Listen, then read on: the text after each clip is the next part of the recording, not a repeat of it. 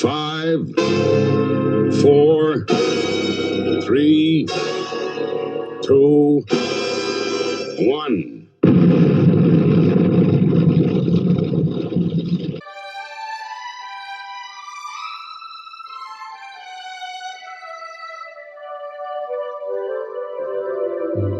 You're old, groaning like a geezer.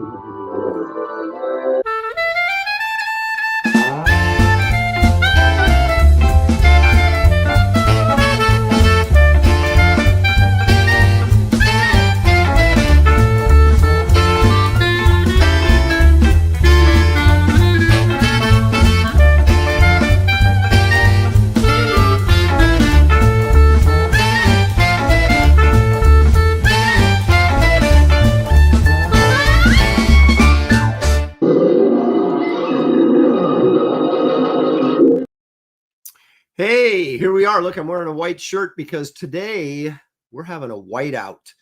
And you know when old people get like that red, that pink around their eyes and stuff, you can tell they're getting old. And I just took like a hot shower, and I think that's why I look like that, but maybe it's just because I'm like freaking old. I don't know. It's kind of pissing me off, but what are you gonna do?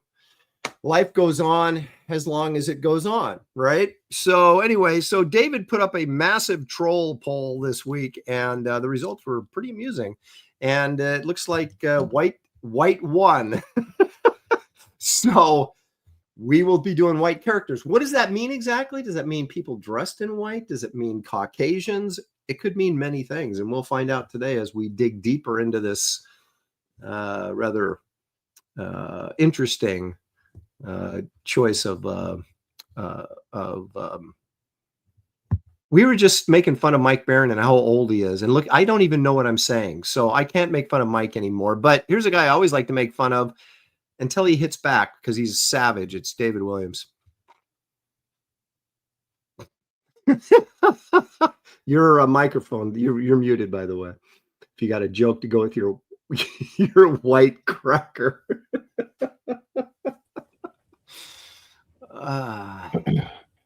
This says it all. Yeah. Oh my gosh! Here's the ultimate white cracker. It's Gary Martin. Gary's still laughing. Okay. Aaron, have you ever noticed how strange ID is as an abbreviation? ID. I is an abbreviation for I, and D is an abbreviation for identification.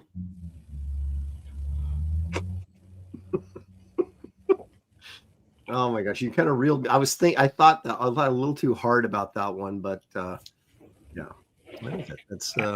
that's very strange, and a strange observation, Gary. And here's a guy who makes nothing but strange observations. It's Stan Lawless. Do you understand? I'm trying to figure that one out. Yeah, he's still working on that.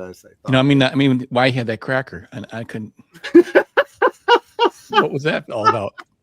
Yeah, what was that white cracker all about? I don't understand what he's talking about. Oh, I get it, white cracker. Yeah. See? All right, I got a question for you guys about cold medication. Okay, so what a way to start the show. Yeah, I know. Well, no, seriously, I've had this cold for I had the flu, and then I recovered from that, and then I got this cold, right? So I've had this cold for a week, and so I started taking like NyQuil at night, because I figured, because I have a little bit of a cough, and you're congested, and you think, well, that'll help me sleep, right? Well, I've done that 3 nights in a row, and I wake up every morning and feel just as crappy as I did when I went to bed. Last night, I was like, you know what? I'm not going to take it. I'm just going to go to bed. So I, had like a cough drop or something, and I went to bed, and I woke up, and I actually felt better than I did when I was taking the cold drugs. So is there a lesson to be learned there? Is this just like another big pharmaceutical scam? I bet it is. It's probably just stuff that knocks you out. Doesn't really take care of doesn't do anything for you. It just knocks you out. I think you're right. I think I've been had. I spent good money on that. There's Dayquil and NyQuil. You know, I didn't take any of the Dayquil because, you know. I have to be really careful with decongestants because they basically turn on the faucet, and so I'm sneezing and coughing, and so it makes you worse. Yeah, makes it worse. So it's like you take a COVID shot and you're almost guaranteed to get COVID. If you don't take it, you have a better chance of not getting COVID. Right. Okay. So your mom doesn't have some like odd at home remedies and stuff like that. Like my mom will say, "Oh, get a lemon, rub it on your chest, and put one foot in a pot of vinegar." You know, something weird. You know. That's for snow days. Your mom is a Rastafarian, so she probably has all sorts of like crazy recipes. Yeah, but she'll get this stuff from my grandparents. It's beyond her. Okay. You know, so all right. They got weird stuff. I don't know. My mom don't go with that voodoo crap, you know. Maybe voodoo crap. When we were kids, my mom had a lot of that old school stuff, you know, because we were still in the 70s. My mom, of course, was born in 1931, so she was, you know, grew up in the, you know, what do you want to call it? End of the Depression, middle of the Depression era. And so there was all that kind of put Epsom salts and do this and drink this. And, you know, so we got a lot of that when we were kids, but she doesn't really kind of advise me on those things anymore. I do more advising to her. Take your pills. You need your energy so you can go down there and bag and board my books. You know, that's kind of my concern and focus. So. Anyway, so yeah, so I'm playing today with a cold, but, you know, I'm not going to be making excuses. Let's see here. Sequential Treasures is here, Rand Arrington, and then Sequential Artist, not to be confused with Sequential Treasures. He's saying White Tiger. I actually thought of White Tiger. By the way, on all these channels, how come I'm the only one with the Christmas spirit? I've been on a number of channels. What is going on here? Okay, yeah, I've got an answer for that. Okay, I was just thinking about that. So do I. I told my daughter, my 24-year-old daughter, who's 24 going on 16, and I'm like, we've got to get the holiday spirit in this house this year. And so she was like, yeah, we'll do all this stuff. And I realized that just today, as I was getting ready to do this show, it just dawned on me, like the light bulb went off, Dan. And Christmas light? Yeah, exactly. And it said to me, the reason you can't enjoy Christmas like you used to is because you have responsibility. I'm no longer a kid without any responsibility. Even when I was in my 20s, it wasn't married. I had no kids. I had no responsibility. So it was just fun time. Now it's like books are in. I got to ship them out. I got to take care of anybody who's not feeling well in the house, including myself. And I got work to do. And it's just like, when do I have time to put out the little McFarlane Grinch play sets that I have that I desperately want to put out? This is like $15 on Amazon or something. Yeah, I know. My head is too big. Every time I try to get one of those, it doesn't fit. You know what? My head is gigantic too, but I found one that actually fits me. Okay. Dan, yeah, did you say that was only $15? I don't know. No, what? He's just making stuff up. You know. Well, I was just going to say that's a small price to look like a dork. Oh, that's a small price to pay. Wait a minute. Well, see, you could probably wear that out. It's probably pretty cold in Michigan, isn't it, right now? It's actually it's a warmer day in Michigan. It's only in there 30 something. Okay. Well, okay, but that you could still wear a scarf and be okay, right? Yeah, I can do that. So I don't have an issue with the cap. The cap's okay. It's the scarf that is. Now, wait a minute. I like the scarf, Gary. I like the red. I like that. Well, in the Portland area, people who wear scarves are trying too hard to be urban hip. Yeah. You mean I'm urban hip? Cool. Well, if you were here, you would. No, I said trying to be urban hip. I'm okay with trying. I want to. That's my objective. Be urban. Dan that's one thing I like about Dan. He's always. In fact, that's my whole life. All you need to do is swap out the Santa hat for a fedora, and then you would fit right in. Ooh. Well, look what I got. One of these nice little. I don't even know what these things are called. A newsy hat. What are these things called? I like them. It shows an air of. Thank you for the idea, Gary. Appreciate it. Okay. Glitch is here. You can't tell me to do those things. Don't Quorum say is here. don't do that, because then I'll do that. The longest cosplay is joining us. Infamous Mr. Cursed. Randy Howell, all the way from Canada. He's promoting Alpha Flight, Snowbird, or something of that nature. Jeremy Bertzart is here. Creative Faye, of course, joining us. Pantheon is here. Greetings and salutations. Lone Star Viper, Matthew Moom, John Smith, all the way from Southern California, is joining us. Let's see here. John is older than me, but he looks younger than me, which really pisses me off. But what are you going to do? Best Age Comics. There's Dan Lawless is in the chat. How about that? Vespa guy. Nicholas Gear joining in for $2. Thank you, Nicholas. Says, okay, who's drawing Moon Knight? There's another. That's a good one. I think I've drawn Moon Knight on this show before. Does that sound familiar to you guys? Have we done Moon Knight? It sounds familiar. Maybe I have. I know I did a Moon Knight on one of my Aaron cons back in the day, but I don't know if I've done one on the show. I'm kind of thinking that the show's been on for quite a while, years, and you can't even remember what you've drawn. I think you should just wipe the slate clean and start from scratch, like a New Year's resolution. Yeah. Hey, what's the black version of Moon Knight? Coon Knight? Gary's face. Oh, I didn't. I've got. David's got the, what do you call the card or something? You got or 3 pass on his kind of jokes. Yeah, David can say whatever. None of us three cannot make those jokes, but I know, David apparently can. So that's the way. The fact that you want to make that.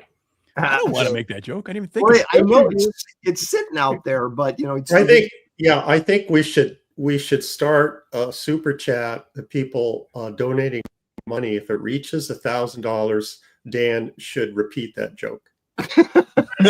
No, thank you. Yeah, the internet's Dan forever. should. The internet Dan is forever. should. No, I'm not selling my soul for whatever it is. For $1,000. Well, 30%. Well, actually, only 70% of $1,000. Now maybe for like maybe $100,000, maybe you'll get the joke. Yes, because it'll be endlessly clipped, and you'll of course be canceled again. Unbuggable is here. Joseph Pentalon. He says Aaron Lopresti, the Valiant cover man. Oh, did you see that? I did do a. Who's that? Speaking of voodoo, who's Shadow Man? I did a Shadow Man cover. So I guess that finally crept out into the mainstream. How about that? Headless Bourgeoisie is saying, draw the Cocaine Cowboys. That was a movie like in the 30s, I think. Infamous. Really? I never heard of that.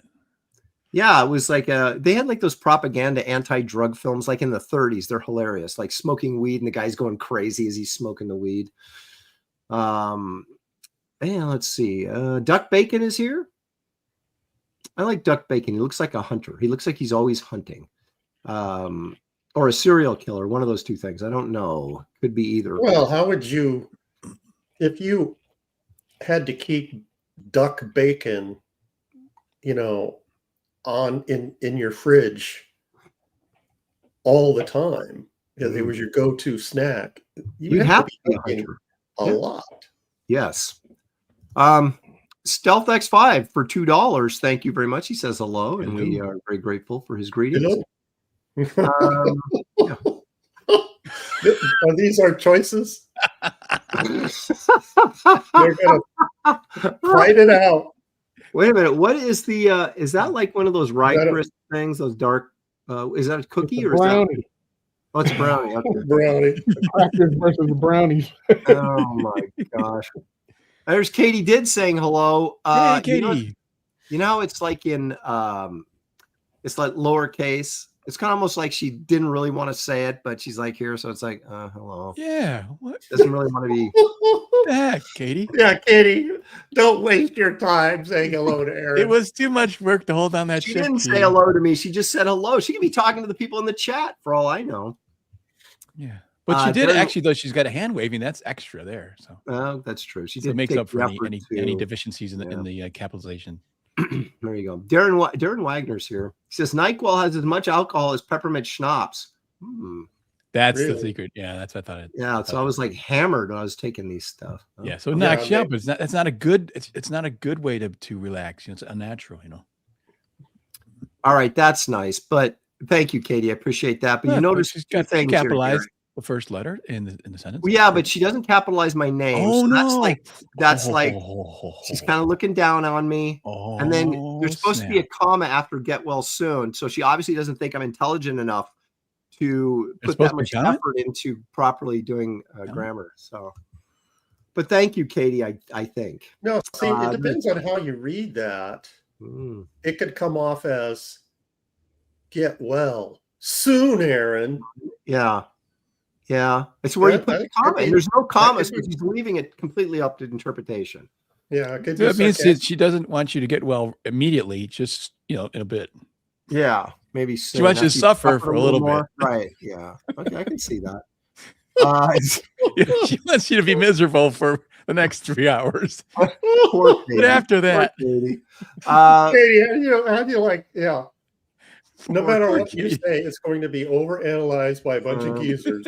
Oh, it's terrible. Oh, it's funny. Be nice to Katie. That should be for myself too. I'm always nice to Katie. It's Katie is not nice to me. That's the problem. She's quite nice to you.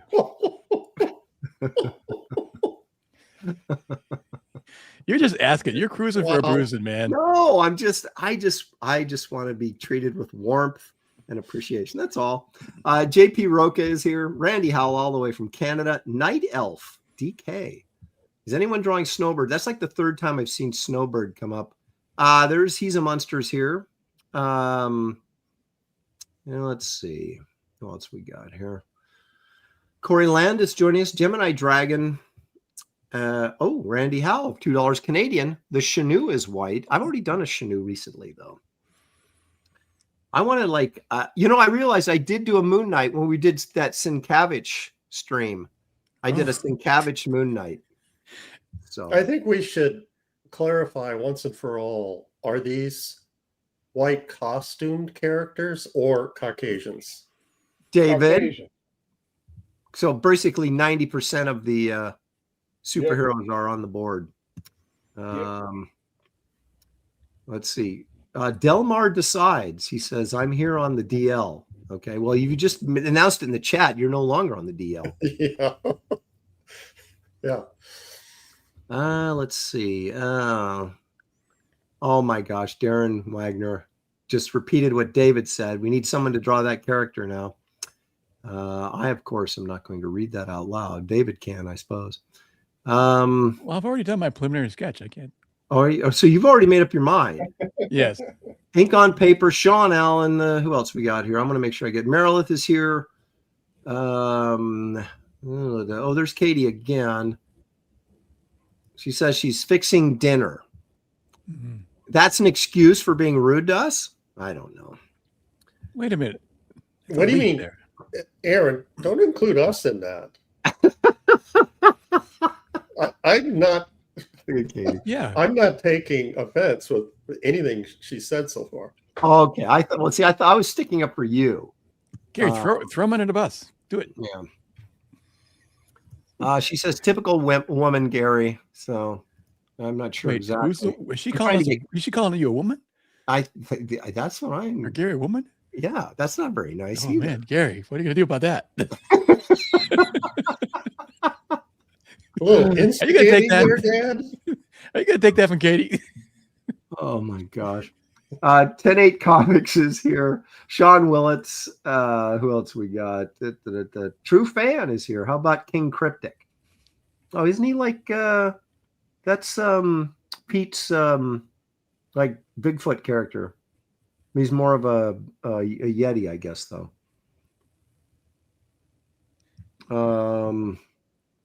Leg kick. Wendigo, Aaron. I was really I wanted to go, honestly, I wanted to go Zemnu the Living Titan again, but I'm kind of thinking Wendigo maybe. Is Wendigo Caucasian? He's white. I don't know if he was, I mean, how do you judge like a Bigfoot? If a Bigfoot is white, then that would count, wouldn't it? Well, David has white hair. Yeah, but Wendigo is white everywhere, isn't he? I don't know. What is That's Katie too referring much- to now? Okay, Yeah, so that's delving too much into a fictional character. yeah, Katie's yelling now, and I don't know. Yeah, don't, Aaron. Yeah, don't, Aaron. Katie, I can't even remember what I said. So Well, that covers everything. there's Marcus Killigrew. Bullet is here. Let's see who else. Okay. Vespa guy says you have to shave the Bigfoot to verify. That's right. Okay, I think Past that's Master just about Dan everybody. says, Past Master Dan says Snowbird is an Inuit? What does that mean? An Indian? I mean, a Eskimo? Oh, is that what they call them now? Best Age Comics says Saskatchewan police checked off white on the crime report. Okay, it's official. Wait a minute. Okay, now Katie is sending a sign language here. She's got a laughing and then like palm to the forehead kind of thing. So she's obviously, Gary, very disgusted with you and can't take. You're behaving like a woman, according to her.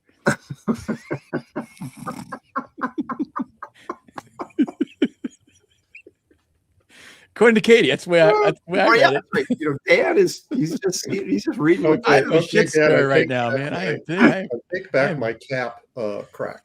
Oh boy. Okay. Well, that's revenge round. Okay. All right. I think we should get this show rolling Here's the because saint. What kind of saint? A male saint or a female saint? Not getting any younger. Woo! Now look at now. Katie's making a point. Gary is a saint. Yeah. Apparently does not feel the same way about the rest of us. I'm trying to get these two to fight, and it's not gonna happen. No, wait a minute. Dan, you used to be Katie's favorite, but now it looks as though Gary might be Katie's favorite. I can't beat sainthood. Well, I guess not. That's about as high as you can get on the Darren Wagner for 2. He says, someone draw White Queen from X-Men. Okay. Yeah. A sequential artist for 10. Sequential artist for 10.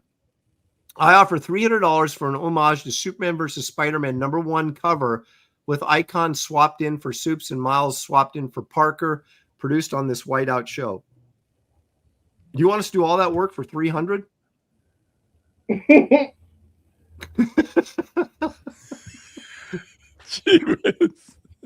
Do I have to put the logo in there too? Oh my gosh. Go for it. $300, man. Yeah. That sounds like a lot of work. You can do it. I believe in you. David is the guy who does the 11x17s all the time. Creative Faye, after Gary again. No, Gary is a hoodlum. He stole hood ornaments, which is true. We do know that is a fact. But then he saw the light. It was right. a light off the hood ornament. It just like shined in his eyes, and he saw heavenly lights. All right. Okay. Fell to his knees, and converted to Christianity on the spot. Yep. Okay. So David, you got anything you'd like to share with us today? Yeah, I'd like to share this white devil right here. That's nice. Is that when he was a white lantern, or is that him as a green lantern? It's whatever you want it to be. Okay, that turned out really, really nice. Yeah, it is really nice. Now that's a commission, right? So that's already spoken for. Yeah. That's all done. Yeah, it's really nicely done. Beautiful. Let me. Oh, wait a minute. I need to make it that bigger. Yeah, I need to make that bigger. Here we go. There it is. That's really nice. Always dynamic. You always get with David's work. You always get dynamic, and you usually get a lighting source too. Yeah, well, that's dynamic lighting. I mean, everything it's about comics should be dynamic. Yep. Go for it. I agree. You want boring. Boring's the biggest sin of all. That's where I fail. I too pedestrian. I need to be more dynamic. So I think you're pretty dynamic. Well, I mean, personally, I know I am, but I'm talking about my art. Oh yeah. I was talking about your art. Oh, okay. But also, if I'm going to evaluate you, you're not that dynamic. No. Oh, I ain't I'm not. Okay. Well, you working for Go to Gary. We lost I don't Gary. know. Gary flew the coop. I'm not finished. Oh, you're not? Well, then let's go back up here and wait for Gary to return. So I got this white devil for sale. Ooh, that one's cool. That's dynamic, man.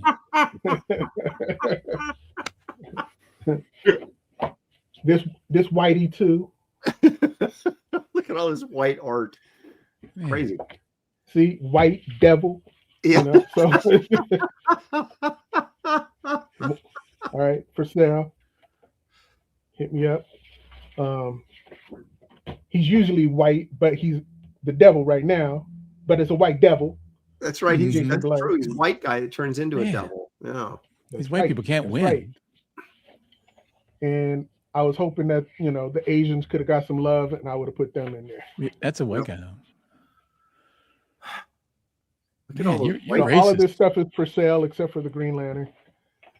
There you go. But Make David's Christmas. Make your own Christmas and buy some original art from David Williams because he's got some great stuff. I feel represented. So do I Yeah. completely. I feel 100% represented. Yeah, like that guy represents, muscular figures, like me, 40 years ago. Yeah, I was going to say, I remember vaguely looking like something like that. All right. That was very nice. Thank you, David. Gary has returned. I hit the wrong button. There we go. Okay, so this is cool. Tell us about this, Gary. That's freaking cool, man. I've kind of been doing, like old-fashioned black and white monster portraits. Mm-hmm. And I was thinking about doing a werewolf / wolfman for a while, but I never really liked the movie versions. So I found what I thought was an AI illustration that resembled this. And so I used that as my reference. I tweaked it quite a bit. And then the guy who was the art director of the artist who created that for a film project, the reference that I used, filled me on who the guy was and what the project was for. So it was actually a digital painting that I had used. So this was a makeup proposal for a movie. This design. Well, I don't know exactly why it was used or exactly what it was for, but it was for a film project. I don't know which one, if it was made or not. I like the design, but it was a digital painting, not AI. Okay. So this would officially be classified as a reinterpretation because the original was a color painting. I saw the original. It was fantastic as well. Yeah. I decided to capture the textures best with splatter. So there's, other than the hair, there's no feathering, cross hatching on this piece at all. It's all the gray tones is splatter or stippling. Some of the splatters dots are hand placed. Oh, I love this. I really do. I wish someone had made a movie with the Wolfman that looked like this because I do love this design a lot. I've never seen this before. Well, I'm a fan of the triangle proportions on the face. What I mean by is the two eyes and the mouth. Yeah. Anytime you have a face with that proportion, it just automatically looks cool. Well, I mean, the makeup itself, I still think looks cool, despite the yeah. And he definitely needs some trimming of those eyebrows. That's like they're out of control.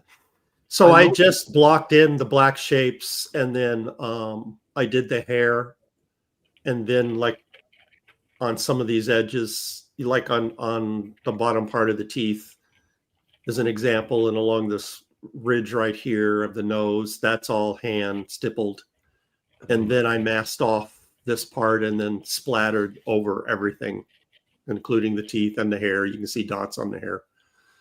That's crazy. And then I did like more of a fine spray on the face, and the background is more of a bold, bigger dots. And then I also sprayed white on the the black side of the. Are you using an airbrush or are you using? No, this is all toothbrush. Ugh. Oh my God. Yeah, because you can get nice. I've got an airbrush. My mom bought me an airbrush for Christmas like 30 years ago, and I still haven't taken it out of the box.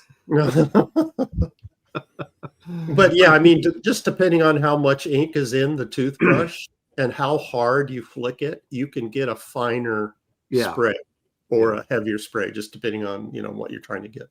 It's always difficult though. If you got too much ink, then you every once in a while get a big blob that'll fall out. You're like, no. And you have to have a paper towel handy and constantly being, cleaning your flicking thumb, because it will build up and blotch down if you're not careful.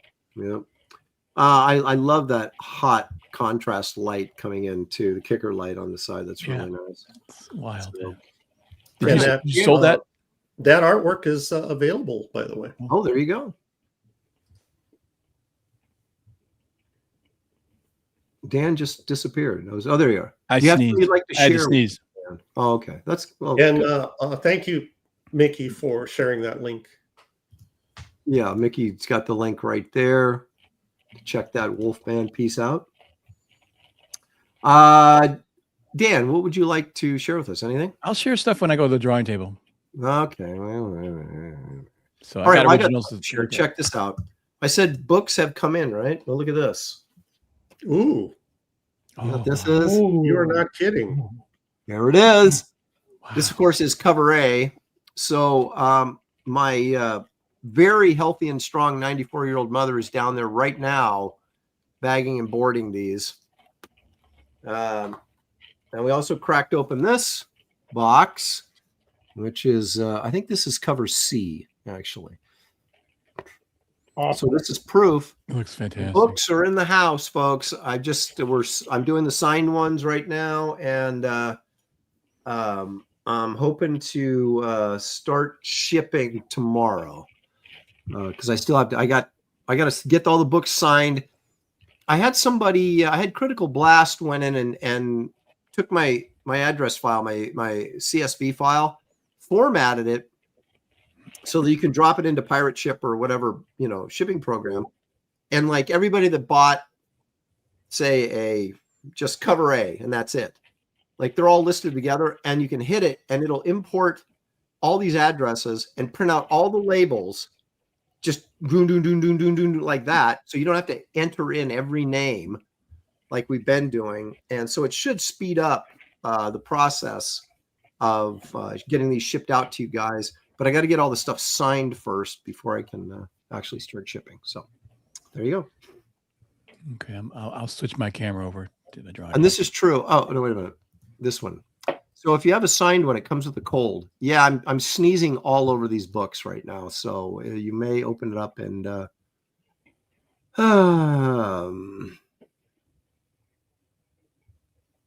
Patty Q says, Aaron's mom. Aaron, sweetheart, can I have a warm glass of milk? Aaron, you can have a warm glass of shut the hell up, back to boarding.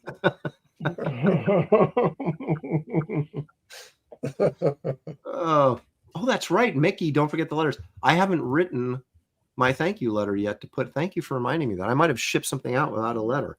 So, well, Aaron, what's for breakfast, dear? Bags and board. Bagging comics, Mom. Get to it. There's no time for eating. Bad Adam 12 for 10 says, hey, Graybeard'S, I'm thinking Isis wore white. She did. I think there's a white version of Mary Marvel. There is. Dagger from Cloak and Dagger, also white. Also, Hal Jordan was Hal Jordan the only White Lantern? No, they had like a whole White Lantern corps at one point, didn't they? When they were. Are there any black characters that wore white? Yes, Tyrock. Okay. Who? Tyrock from the Legion of Superheroes. Yeah, wasn't Cyborg's costume kind of white? No. Too, at one point. No, you're thinking of the cartoon. Yeah, probably. It's silver. All right. Oh, look what Dan's got for us. Woo! Give me a minute. I still am setting up here. We're looking at your drawing anyway. Okay. Is it backwards? That's the problem. That's what I'm trying to figure out. I know backwards. We can't tell. We don't see your signature, so we wouldn't know. as we're looking at it, Death Dealer is Yes, facing it's backward. is facing the right. It's Yeah, backwards. It's backwards. Okay. Hang on. Yeah. Yeah. Yes. There you go. Wow. Okay. So These are what's this for? this was I tried to get a Death Dealer cover. Oh, And, I like this. I did actually I got one eventually, a Death Dealer cover, but actually two. I get the Comic Spires guide, but that this is the first attempt, and then actually I made it into an illustration, and then I made this got this on Redbubble. Oh You yeah, can you get made these those. stocking stuffers. They're pretty cool. They're Well, you turned it into Conan though, right? I turned it into Conan, but they're kind of cool because they're like, whoops, What the heck is going on? There we go. like they're almost like they're I like those. Those are those cool. weird, like it almost looks like a 3D. It's just a image with a glass or the what do you call it? That kind of block, that plastic resin thing. But they're really kind of cool, and you can almost use them as a coaster and stuff I like like that. I want to Redbubble. get some of those done. Or even on Redbubble also got even regular coasters, some Conan stuff. Wow, I look made at you. I made it a little bit bigger though now, so I didn't like the size; it was too small. Those are, that's the kind of stuff that when you have a cool house, when people come over and you hand out like, here, put your coffee cup on this, and they give you a Conan coaster. Yeah. That's So pretty cool. this one is this one's not for sale, but I may put it up for sale at some point. This That one other actually one's is on for your sale. website. This one That is is for on your sale. Sorry. That's on your website. Yeah, this one's for sale on the website. Yeah, it's pretty big. It's 14 by 17, and Is that all pencil? Yeah, it's all pencil. Wow. And there's a link in the description of this video that will take you right to Dan's website where you can look at the wonderful artwork he has for sale. And then I got a black guy. Oh, This is Black Panther, but it's done in black and white. So yeah. I guess most of it's white, isn't it? There's black pencil though, used to draw him. But it's, what was this for? Just recreation or again? This was actually originally it was an ISOM sort of illustration I did on spec, but Eric didn't care for it, so I made him into a Black Panther. There you go. And then this one's kind of cool. This is another illustration that the Frazetta people didn't buy, but I made it into it was going to be a wraparound cover. So you spec'd a wraparound cover and they denied you? Yeah, I don't know what happened. But yeah, I colored this baby and man, it's cool. So. Well, why don't you share that with us, Dan? Yes, I want to see that. I'll do that next. Maybe at the end of the show, I'll find it for you. Okay. But I'm away from the computer at the moment here at the drawing table. But yeah, I could still sell it, Oh yeah. And I may sell this original artwork some point too. That'd be kind of cool. Death Dealer is very popular. Every time I do a Death Dealer sketch, someone buys it. So. I got a couple of Death Dealers up on my website. Nothing's ever sold. So. Well, I'm cheaper. Mine are just sketches, so Okay.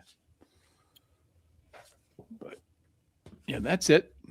Okay. Very cool. That was very good stuff. All right. So I guess we're going to find out who everybody's going to draw, and then we're going to get after it. So, David, what are you thinking about today? Someone white. Yeah. Okay. I like it. I'll do Dagger from Cloak and Dagger. Okay. I figured you might go Superman for some reason. I don't know why, but miscalculation on my part. All right, Dan, what are you doing? You said you got a pre-drawing, so yeah, I'm gonna do a Silver Surfer. Well, that's about as well. Is he white or is he silver? Well, he's a white guy. Well, he's a white alien. That's true. Caucasian alien. Yeah, but also the way Buscema drew him, he was kind of the way they colored him was kind of whitish. You always thought it was kind of more white than silver. Well, it's hard to color silver in 4-color comics. Yeah, but I see that's the thing is my contention always was that the way they colored him, and I could show you later a color piece I did. They always make him chrome, and he's not really. He's sort of like what do you call it when something's like a shiny white porcelain type thing. I agree with Glitch. I agree with Glitch. Dan is disqualified. Huh? Silver Surfer, Dan is disqualified, says Glitch. He's very white if you look in it. But also he's a white guy. So either way, I get the.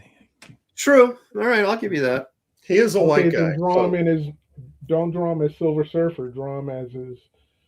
Before he What's became his name? Silver Jarrell or something? What is his name? Norn Rad. Norrin Rad. That's it. It was Jarrell or something like that. I got to tell you, man, I'm getting serious Zemnu the Living Titan vibes again. I don't know. May just happen. It's hard to resist the temptation. That's a sentence I know I will never utter. It's like, David and I did a Hulk versus Zemnu combined piece that I'm pretty sure we sold, didn't we? Yep. Yeah. So that's right. So, I still got that Batman clay face that we did, and I've still got it in my portfolio because I'm hesitant to put it up for sale because I kind of want to keep it. So Chat, take note that Aaron just divulged some inside info on how artists think. The factor wasn't that we drawn him before. The factor was, did I sell it or not? That's all we care about. So if we do something and we don't sell it, that reduces the chances of us doing that character again. Except for me, you can always get MODOK out of me. You can always get Zemnu. There's a few exceptions, characters that we, I could actually I did draw MODOK Swamp Thing, the Thing. Yeah, all the Man Thing, yeah, stuff like that. Well, the Thing always sells. That's why I draw the Thing. Every time I draw the Thing, he sells. So yeah.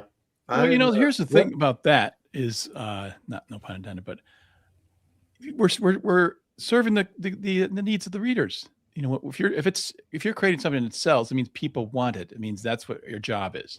Right. It's like our job isn't just to delight ourselves or something like that. Our job is to bring entertainment to people.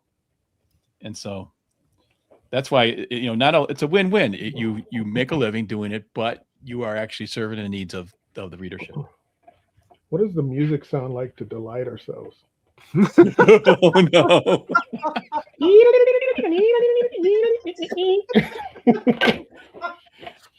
Oh my gosh. And I never knew what that was from until you showed that video. Oh my god. Randy Howell, thank you for sharing all those links. We appreciate you doing that. You were very consistent with doing that on every show. I just wanted to give you a tip of the hat. Aaron, what was the thing you said that we did together that you don't want to sell? Batman Clayface. I forgot what that looks like. Can you show it? Yeah, I'll show it. Give me a second. And I want to make the timely, now traditional announcement that everyone has decided what they're drawing, so the recommendations can cease.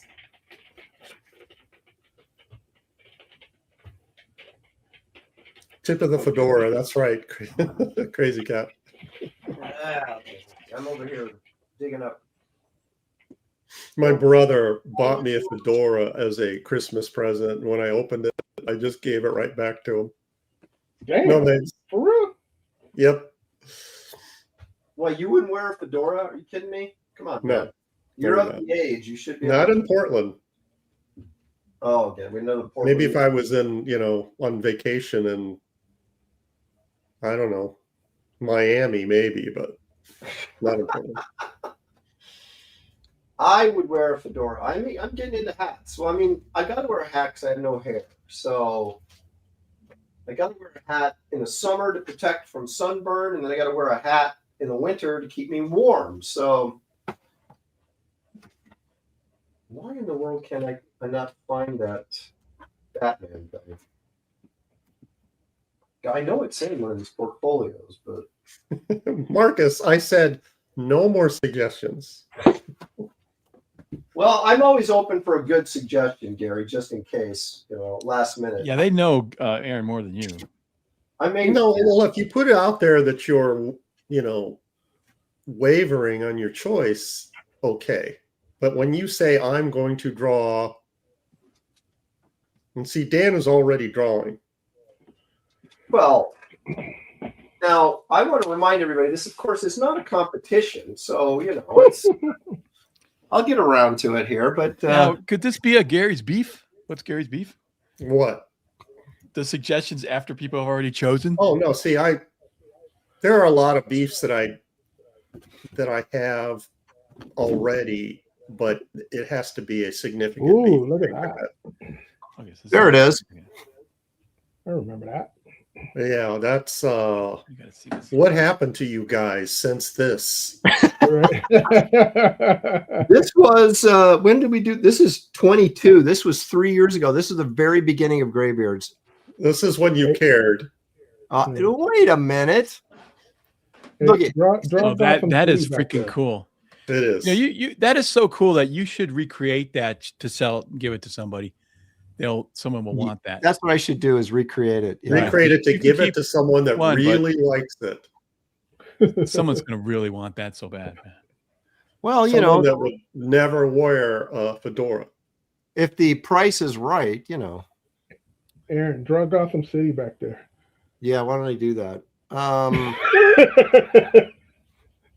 No, here's the thing. Graybeard's has always been somewhat hit and miss. We've always had episodes where we're like, oh boy, that really sucked. But then we've had episodes where, hey, that turned out really, really well. And that was one of the episodes where it turned out really, really well. So the chat is demanding an auction. Yeah, so they can get this for $50. I don't think so. I know how our chat rolls. Yeah, see, that's how easy it is to poke the bear.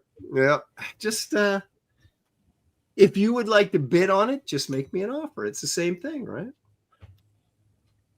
Well, it's up to 60. Yeah, look at that. Not there yet. Stealth is offering me $2. I mean, come on, Stealth. David, how did Aaron end up with the original? I bought his Batman from him. Oh, okay. All right. I just thought No. I bought it from him, and because I didn't know if I was going to sell it or not, and I figured if I sold it for more than what I paid him for the Batman, then I would give him the difference if I ever sold it. But if I didn't, then so he gave me a good deal on it. Just so I could have it in my collection. But Mickey's got $64.99. It's creeping up there, starting to pique my interest. So we got an unofficial auction. Yeah, like Gary, for example, what did Mickey bid? $64.99. $64.99. If someone were to say add $1,000 to that, then now I might be okay. Well, stealth is at 100. Yeah. See, Oh, yeah, I see. Bad Adam, 300. But see, maybe for one of them, but not for both. I mean, it's a double page spread. But I do appreciate. What do you mean one of them? You can't. It's a set. You can't split them up. Well, I know, but if I was selling like just one of the drawings, maybe I'd go. But Bad Adam is very good. He does buy a lot of artwork, and we do appreciate you. So please don't be offended by my offensive language. By your snub. Just Don't be offended by my snub, you bastard. I hate you all. But in a very loving way. Yeah, but you guys. When Aaron hangs on to artwork, he's not put it up for sale anywhere. It means he really likes it, because Aaron. That's right. You guys, if you're serious about buying that, you have to bring it. It is funny because you do that as an artist. You'll take a piece that, say, okay, I want $400 for this, right? And then, but then you got a piece you don't want to sell, and that's like $1,500, but it's of the same sort of ilk as the $400 one. And people are like, why is this so expensive? I go, because I don't want to sell it. I want to feel pretty darn good about myself if I do sell this. Right. So, yeah, there's always, I really like this. I want to keep it. But yeah. If some maniac, some complete madman offered me this, then maybe everybody has their price. So yeah, so that's the category that Aaron has set for that piece. Oh, I know what I'm going to do. Do you? No, but I think I do. I'm never 100% certain of anything, especially on this show. Did you guys ever encounter that guy at conventions come around and he would have you draw like toasters? The guy ever come by and have you do a commission in his book? Nope. It was like at San Diego for like 3 or 4 years in a row, and he was just everybody draw like it was either a toast or a toaster, and somebody was paying for this. Yeah, that was his thing.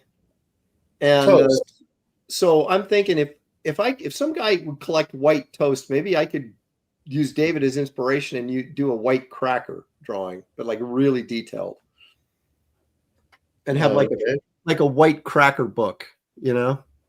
It's going to have artists draw white crackers in it. What would your therapist say about that? I left my therapist just too much money, and all he ever did was say, "How do you feel about that?" Like, you know, what? Just ask you questions. Yeah, constantly. Justin Sweet is wanting me to ask Aaron about Chrome Dog versus either piece original art.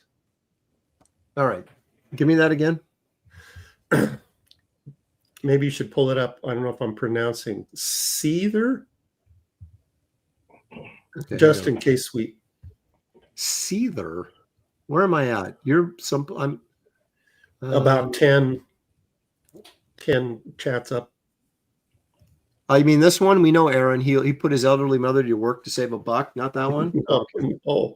What about this one? Aaron is a hoarder. Art, comics, Bigfoot footage. I am a hoarder, kind of. Not really, but I hoard cool stuff, so that makes me a better hoarder. All right, wait a minute. Why doesn't Aaron just put a reserve on it? I'll draw you a man thing, Aaron. Holy crap. What is going on in the chat? What's the guy's name again? Jonah Sweet, I think. Jonah Sweet? What are you guys talking? Justin with a J. K. Sweet. Okay. Sequential artist for $2. Crypto is white. Thank you for that. I didn't know that. Actually, I did. Is that sequential? Is that a suggestion? I think it is. Mickey slowly climbing up the big ladder. $360 confirmed. That isn't even close enough yet, Mickey, but thank you. Justin Sweet. Ask. Okay, here we go. There it is. Justin K. Sweet. Yeah, at Gary Martin. Ask him about his Chrome Dog versus Seether piece of original art. Justin, what would you like to know about it? Do I still have it? Yes, I do. If you're talking about the cover I did for Chrome Dog, yes. Is it for sale? Of course, I hang on to that. When I do like covers for indie books, I always hang on to the covers for a while to see if the actual creator of the book would like the cover, and then I give it to them at a pretty cut rate price from what I would normally charge. So yeah, I still have it. So, and there's always the possibility that book will become, crazy popular. That's right. And, which means cha-ching.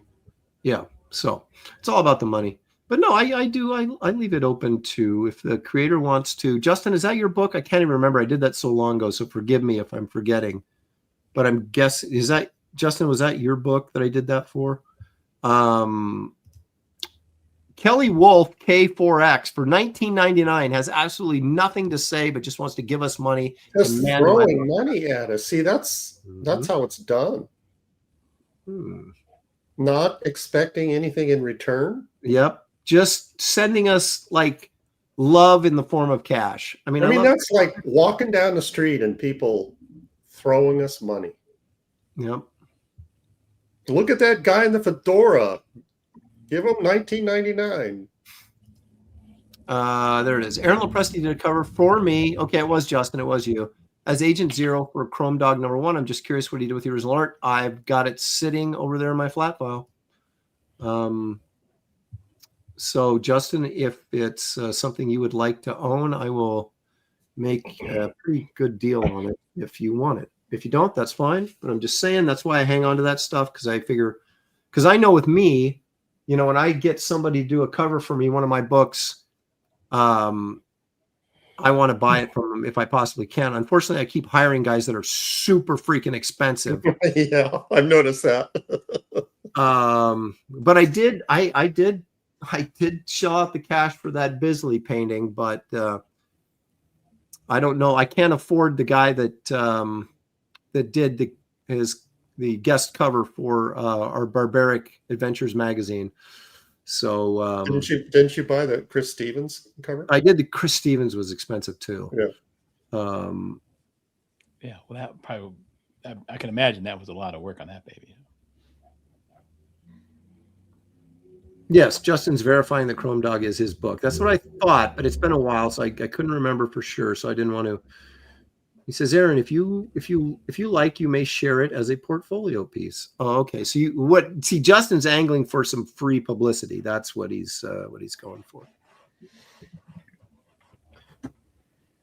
If I remember to dig it out next time, I will do that, Justin, for you. Now I want to see it. Oh, for crying out loud! All right, I'll go dig it up. You notice how, yeah, as Aaron is complaining, how quickly he put his pencil down. These are like the old school. The words "crying out loud" he hadn't even finished that phrase, and his pencil was already down. Okay,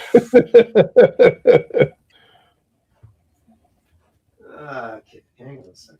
I gotta dig through all this. I got this for crying out loud. This guy. It's irrelevant if Howard the Duck is white or not. Everybody's already drawing. Except me. I forgot what a pain in the butt Silver Surfer is. But not the figure, it's trying to fit him on a surfboard. Yeah, isn't Howard is a white duck, right? Hang on a second. I've got it. Where is that thing? See, this is why. Why do I listen to you guys? This is all manipulation. Aaron, you can't complain if you're doing it. You're pressuring me. All right, I got it. Hold on. Crazy Cat says your guys' choices aren't great. That's our gripe. Okay. That's why they're still suggesting. All right, here it is. Let me go big here. Wow. Okay, I remember this now. Look at the little cross hatching I did up here. Put that little extra love in there. Yeah. Clouds. See, that would not reproduce well if it was colored, but Aaron is thinking about the original artwork. Oh yeah, baby. Yeah, you don't even notice that. I mean, I colored this myself, and I'll tell you, this Chrome Dog is chrome. What a pain in the butt. But I think I pulled it off okay. I felt pretty good about it. So anyway, that's Chrome Dog #1. I think that's a variant. I think that's correct. That is a terrific cover. Thank you. Speaking of terrific covers, yeah, this is the one I bought from our good buddy Chris Stevens. Yeah, that's beautiful. And that is Wraith of God 3. That's the the guest artist variant, I guess you'd call it. And what were you telling me in the green room? You're putting that up for auction on today's show? No. Let the biddings commence. If you guys knew how much I paid for this. Chris ain't cheap, but he's man is he good.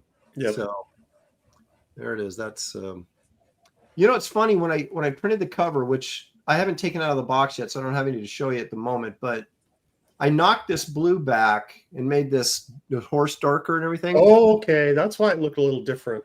But I kind of now the more I look at it, I kind of like the blue.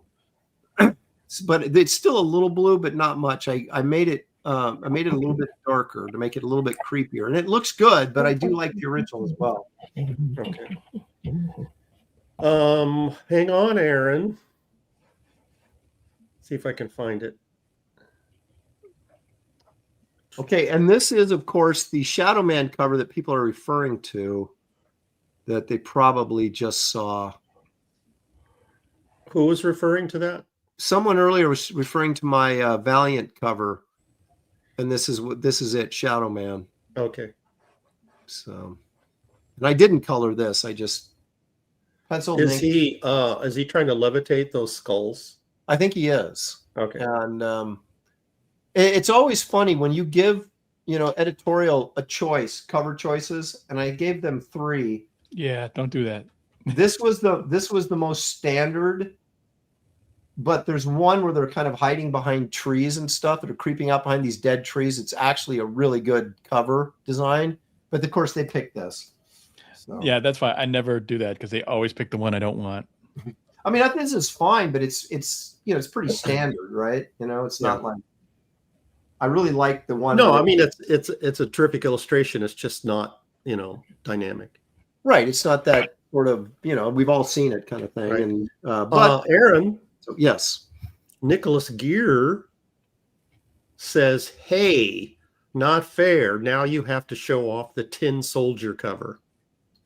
Wait a minute. Don't you have that? Did you buy that from me, Nicholas? I think I sold that to you cheap, didn't I? Maybe I didn't. Do I still have that? Wow. All right.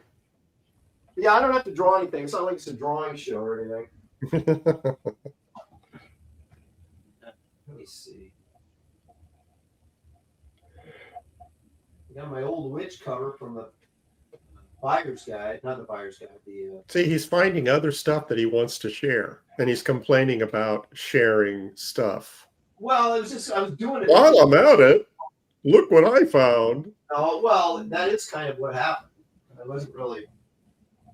Oh, here's a bunch of Kit Carter art. Nicholas says he has it. Okay, well then what is he? Oh my gosh! And he's taking umbrage of your definition of cheap. Oh, for a cover? Are you kidding me? Oh, yeah. Don't get Aaron started on his cover rate. Oh, I can't remember exactly what I charged him, but I know it wasn't anywhere near what I would normally charge for. Aaron, please tell me that's not your toenail on your drawing table. No, it's a no, it's a piece of that gummy stuff that connects the paper. Oh, okay. Yeah, my toes are not that big. Oh, I did want to mention that Wolfman piece. Yes. Mention. I did use a photo of your chest hair to get his chest hair. Wow. I didn't know there was one floating around out there, but okay. There's a lot of photos of you on the internet. Oh my gosh. So have we decided that Snowbird is, see, I'm changing my mind already. I have. Oh, don't. Now here come the suggestions. They finally slowed down. They do, Aaron. They finally slowed down. And now, okay. Well, you guys work for naught. You guys have been distracting me so much. I can't even. I haven't even started. So anything. Blitz says Snoopy. Snoopy. That would be quicker. No, wait a minute. I already did Snoopy. Remember we did the comic strips? Yeah. I did a Peanuts comic strip, Star Trek Peanuts comic strip. Orb says White Queen and Snowbird fighting in a blizzard. No, I'm done then. Snowbird, what's that group she's in? Creative A was also wondering what the heck that was on your desk. Well, Alpha Flight? Is that Snowbird's Alpha Flight? Thank you. I was like, I kept. Iodine says Quick Draw McGraw. Sequential Artist says Windingo. Oh, that's nice right there. Who drew that? Creative Face says Frosty the Snowman. Wait, Quick Draw McGraw. That Wolf says a rabbit in a snowstorm. Oh, you can do better than that. Rabbit in a snowstorm. That's, come on. How about a Patty poor... Q 2388 says Chanu. I've already done. I just recently did the Chanu. In fact, there's one in my portfolio right now. I don't need two in there. Crazy Cat 9 says Drew. Is Chanu a Caucasian? Well, you know what he is? I think he's Indian. And I think they're like dead guys that become the Chanu. It's very weird sort of a mythology. It's connected to it. I don't really understand all of it, but Aaron, by the way, Graham is closing that out today, I think. He is. After landing party tonight, after our Star Trek show, he will be closing it out. Patty Q 2388. This is the best suggestion I've seen today. Ooh. James Bond with a white tux and a babe. That's two characters, Gary. I'm already. Dude, yeah, but the white tux white tux. No, it doesn't work. We're an hour into the show and I have not even started. I think I'm doing Snowbird now. Okay. So it's official. Well, we'll see how this. All betting is closed. See, I'll read suggestions when Aaron starts wavering, but when he says, "Okay, I'm drawing this," then that's when I cut it off.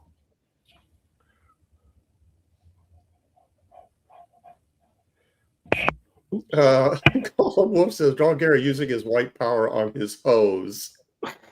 That's right. That's yeah.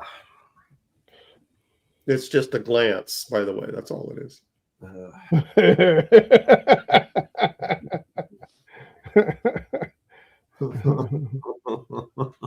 Oh, we know that look.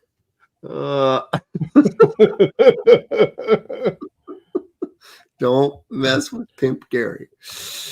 Oh my goodness. All right.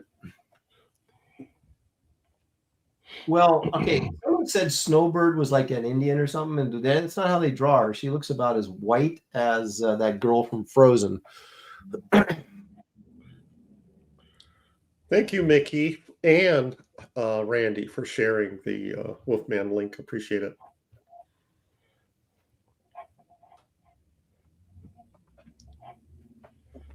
I gotta get back on drawing barbaric. Finally, this doesn't suck.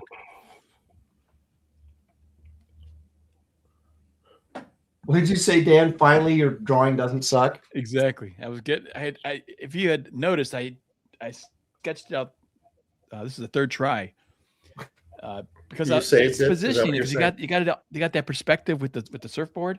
You got to try to fit that in. I mean, even as it stands here, it's too short. I run out of paper, but I'm gonna have to cheat it a little bit. He's gonna be he's gonna be hanging 10 more, like on the, Never seen anyone draw him hanging 10. I've never seen anybody hang 10. I have. Have you really? Yeah. I grew up in California. I guess my great grandparents saw people hanging 10. Oh my gosh. Okay. See.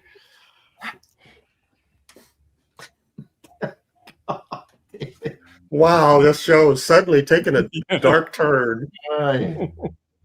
Oh my we just mad that they chose white people. It's like, I'm gonna get those guys. Oh my gosh. Yeah, Golem Wolf, we don't know. That has not been established if it's Caucasian characters or characters that wear white. That has not been established. I think it's kind of both. Yeah, if you can get a Caucasian character that's wearing white, that's kind of like the ultimate. So I'm doing silver, representing older people. I don't know, man. I think that's kind of cheating. I do think I kind of agree with whoever called you out for that. That's kind of. I did, and then other people did in the chat. Okay, so David was first to call you out. Michael Bancroft Uh-oh. is just joining us. Michael, they're drawing, which means no more suggestions. What? It's like Gandalf the White. I like Gandalf. I thought about that, just an old guy in a robe. How about Michael fighting Gandalf? Michael knows how this works. He's just, poking me. That's all. Yeah, he's poking the bear. He's trolling you, Gary, I think is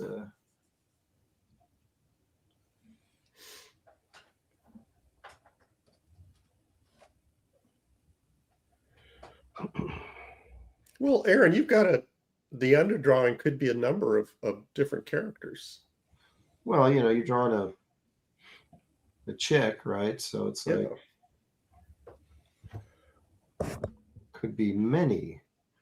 All right. What do we got here? Sequential Artiste for 5. So speaking of Frozen, I was a couple of years late to watch it, then sang the catchy songs so much my friends told me I needed to let it go. Let it go. Yes. Nailed it. Perfect. I'm as mad as hell, and I'm not going to take this anymore. There we go. That felt better. Thank you, Sequential. Thank you for, like I said, if you're going to give us horrible jokes, at least you're paying us to read them. Next bad joke from him, you can give him the little G treatment. Oh, that's right. I should have done that. We haven't used little G in a long time. Well, he's got more than just one bad joke waiting. So. Yeah, you really should pay to get your bad joke read, I think. Well, he did. Well, that's what he's doing. So exactly. That's he's setting a good example. Oh, that's okay. Mickey is suggesting you use black paper and draw on it with a white pen. That's a good idea. It is. I wish I'd thought of it an hour ago, but now it's too late. That would have been helpful information. Actually, I don't know if I have any black paper. Racist paper. Yeah, it's like, why? You buy black paper with the. You can't, Mickey. They don't sell black paper at the Cracker store.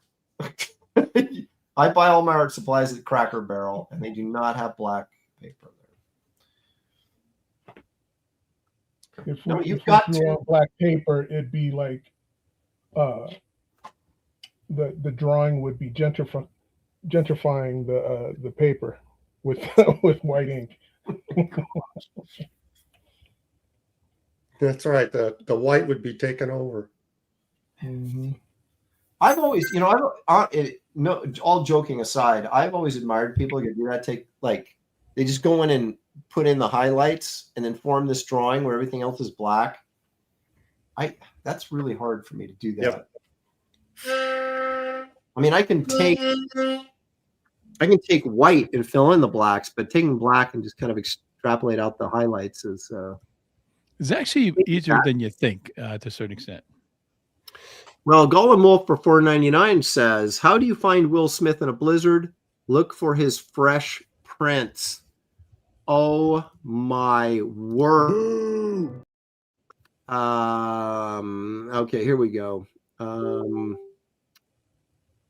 do we got here? Your drawing is interesting. Corn dogs. Corn dogs. Corn dogs. Here it is. Swine. We wanted. There you go. It's been a while. I That's got to right, get warmed up to my little G again. Mustang Trainer for 5. Greetings, gentlemen. David, that was an amazing lantern you posted on your Instagram story. Thank you. Can you give me a story attached to that? I guess is there. Someone just commissioned me for it. That's all. Commission. Yeah. Let's see. You too could own a similar Green Lantern. That's right. Reach out to David. Oh, I could have used this too. You're despicable. That's a pretty good one. I like that. I got a lot of them in here. I haven't used them. I got to get back to my little. I don't know, what do you call these things? Little clips, I guess. Little, so, all right. Can Gary have control of those clips at all, or no? He would have to host the show, and you know how dangerous that would be. Yeah, it would be bedlam. It would just be. He would be throwing there wouldn't be anybody in the chat left. He'd throw everybody. No, they'd all leave. They would all leave in tears. Okay. I'll show you.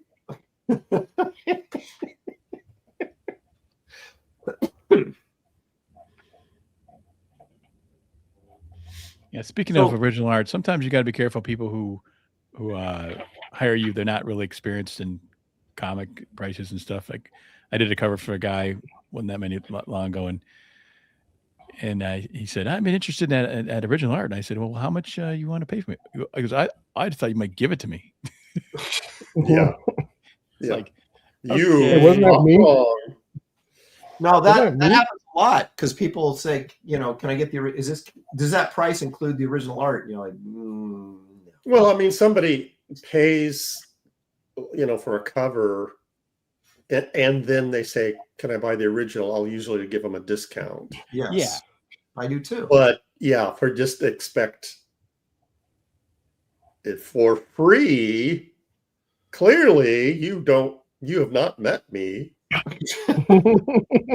You know very little about. Well, here's the thing: if you say to the person, "How much? Yeah, how much would you have it? Do you have in mind?" Because I would have obviously give them a big discount, obviously. And then they just in that statement means that I'm interested in selling it. You know what I mean? You would think you could glean from that. Oh, he's thinking of a price. To come back with it, oh, I thought you just would give it to me. Like, it was insulting, completely insulting. Of course. Yeah, that's how you put food on your table. You give your stuff away. Michael Bancroft, if Gary controlled the show, it'd just be wall-to-wall granddad jokes. So not at all that much different, really. True. You hear that, Creative Faye? I don't. I feel like Michael Bancroft's trying to stand in for Beatty right now. Yeah, well, maybe he got warmed Michael's more diplomatic. Yeah. Well, yeah. I guess I'll give him that. Crazy Cat says, "I do not believe Aaron gives discounts." Oh. Look here's the deal. I will sell a cover anywhere from probably $800 to $2,000, depending what it is and all that kind of stuff. I believe that I can beat that price. I usually let people have their own covers for like $300, somewhere in that neighborhood. And if I charge Nicholas Gear more than that, maybe it's because I don't like you. I don't know. No, I'm kidding. But I think I'm gonna stick it to that guy. I think that's sort of the neighborhood that I'm in, which I think is more than reasonable. I did a cover for Chuck Dixon recently, and I just gave him the cover. Well, that's your problem. You charge him an arm and a leg. That sounds to me like that's a David problem. Hey, I don't think I've ever done that in my life. No, I haven't. I never give anybody a cover. I don't even care how bad the cover sucked. I give, like I said, I give discounts if it's to be published, and then they want the original. Giving the stuff that I'm doing for you, Aaron, to you. I'm not keeping it. What are you talking about? I'm just your what you call it book. Dude, I will not take your. I have never taken your artwork for free. Well, you're gonna take this one. No, I'm not. Yes, you are. You're gonna take it and love it. And like it. Oh, man. Okay, let's change the subject.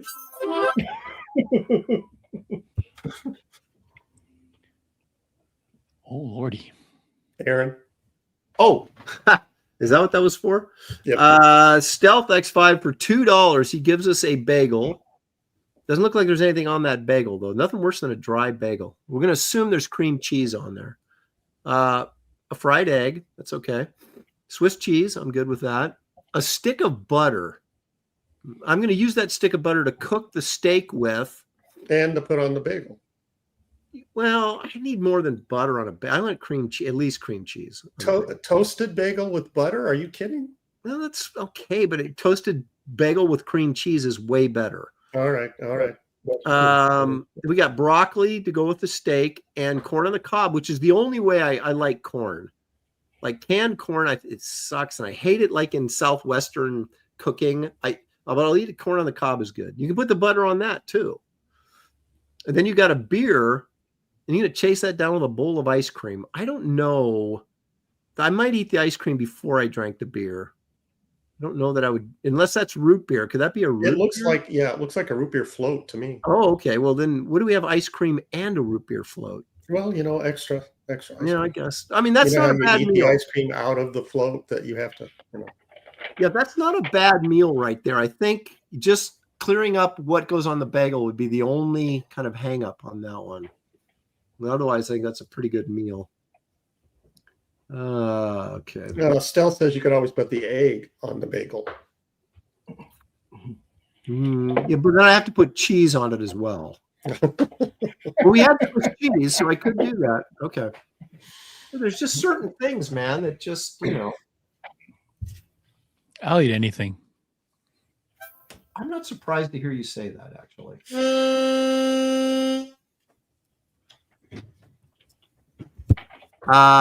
Sequential for 5. What does it take to get nuked around here? Maybe if I express how unfair it is for Aaron not to give discounts, since we discount him all the time. Well, you're getting warmer, that's for sure. But since he wants nuked, I'm not necessarily inclined to give him what he wants. Yeah, because that's like a good thing. Yeah, he does deserve this. Okay. You know what? I'll even give him one of these. Swine. See, the problem is if you express that you want to get nuked, now that's a good thing to you, and so he will not get that. See, you got to say, please don't nuke me, and then you get nuked. I974 says, Aaron, just take what that nice black man is giving you and like it. Okay.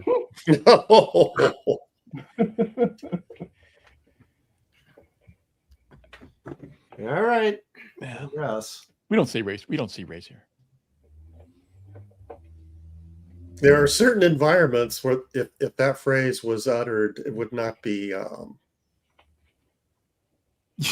Yeah, if you're like in prison or something, is that what you're getting at? Portland. Just Portland. Everything comes back to Portland. Yep. Portland is, well, I don't know if it's the only city, but man, you can be the worst governor, the worst mayor, and just continue to get reelected. It's incredible. It's nuts, isn't it? Yeah. I guess they don't consider him the worst, That's the problem. Well, because people, they vote ideology and they don't vote reality. Right. Just is crazy to me. All you have to do is look out your window, and it should tell you who to vote for. Yeah. But no. Okay. Did you guys ever see the show Portlandia? Yep. I never watched. It was really funny in the beginning. The first season was hilarious because they were making fun of the people, but then they got and then they politically tried to. Yeah, they tried to appease the people. Like, oh no, we can't be seen make fun of these people anymore. and then it got unfunny. They killed the comedy. They could tell, but man, was it funny at first? It was just like these. People who lived in Portland hated it. Yes, so they got a lot of complaints. Yes, and that's why they changed it. And I know. Then, that's the thing. They killed the comedy. It was funny as heck. Right. There's the first season I thought was hilarious. Well, that's the thing, right? It's like people don't like the reality. They don't like someone holding up a mirror to them. You got to have a sense of humor, right? To a certain degree, anyway. Of course, we all know most of those. No, they don't. That's the problem. They have no sense of humor. Yeah. Those people, my neighbors. I got to get another one of these Faber-Castell Pit Artist pens because I ruined the tip on these, and I need new ones with better tips. You said tips? What? Huh? Yeah, I know exactly what you're saying. Yeah. Watch it, David. I said tips. Hey, dude, this is a kid's show. Come on now. There's children in the audience. Or adults that act like children, something like that. So you're killing the comedy. Comedy killers. Is that what I'm doing? I'm killing comedy. Well, that's when you run out of material, that's the low hanging fruit. You just go for the sort of the vulgar comedy, and it's like, oh, that's easy, Yeah, that's right. We don't work blue on this show. We expect a more highbrow. You got to think. You got to think about your comedy. Yeah.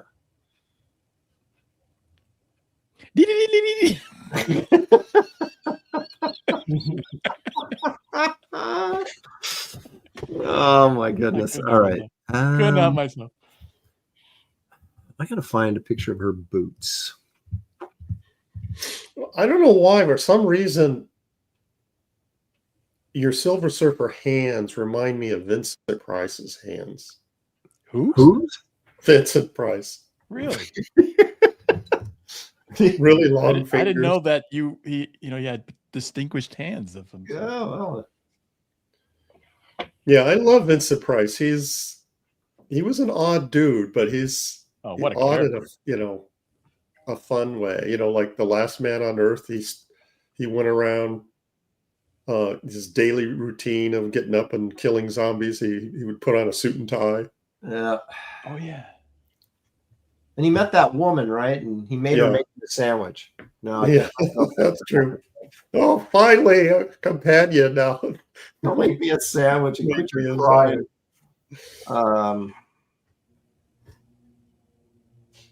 He was his family was they were rich confectioners. They were candy makers. Oh yeah. Yeah. So he was a little bit of an elitist snob growing up.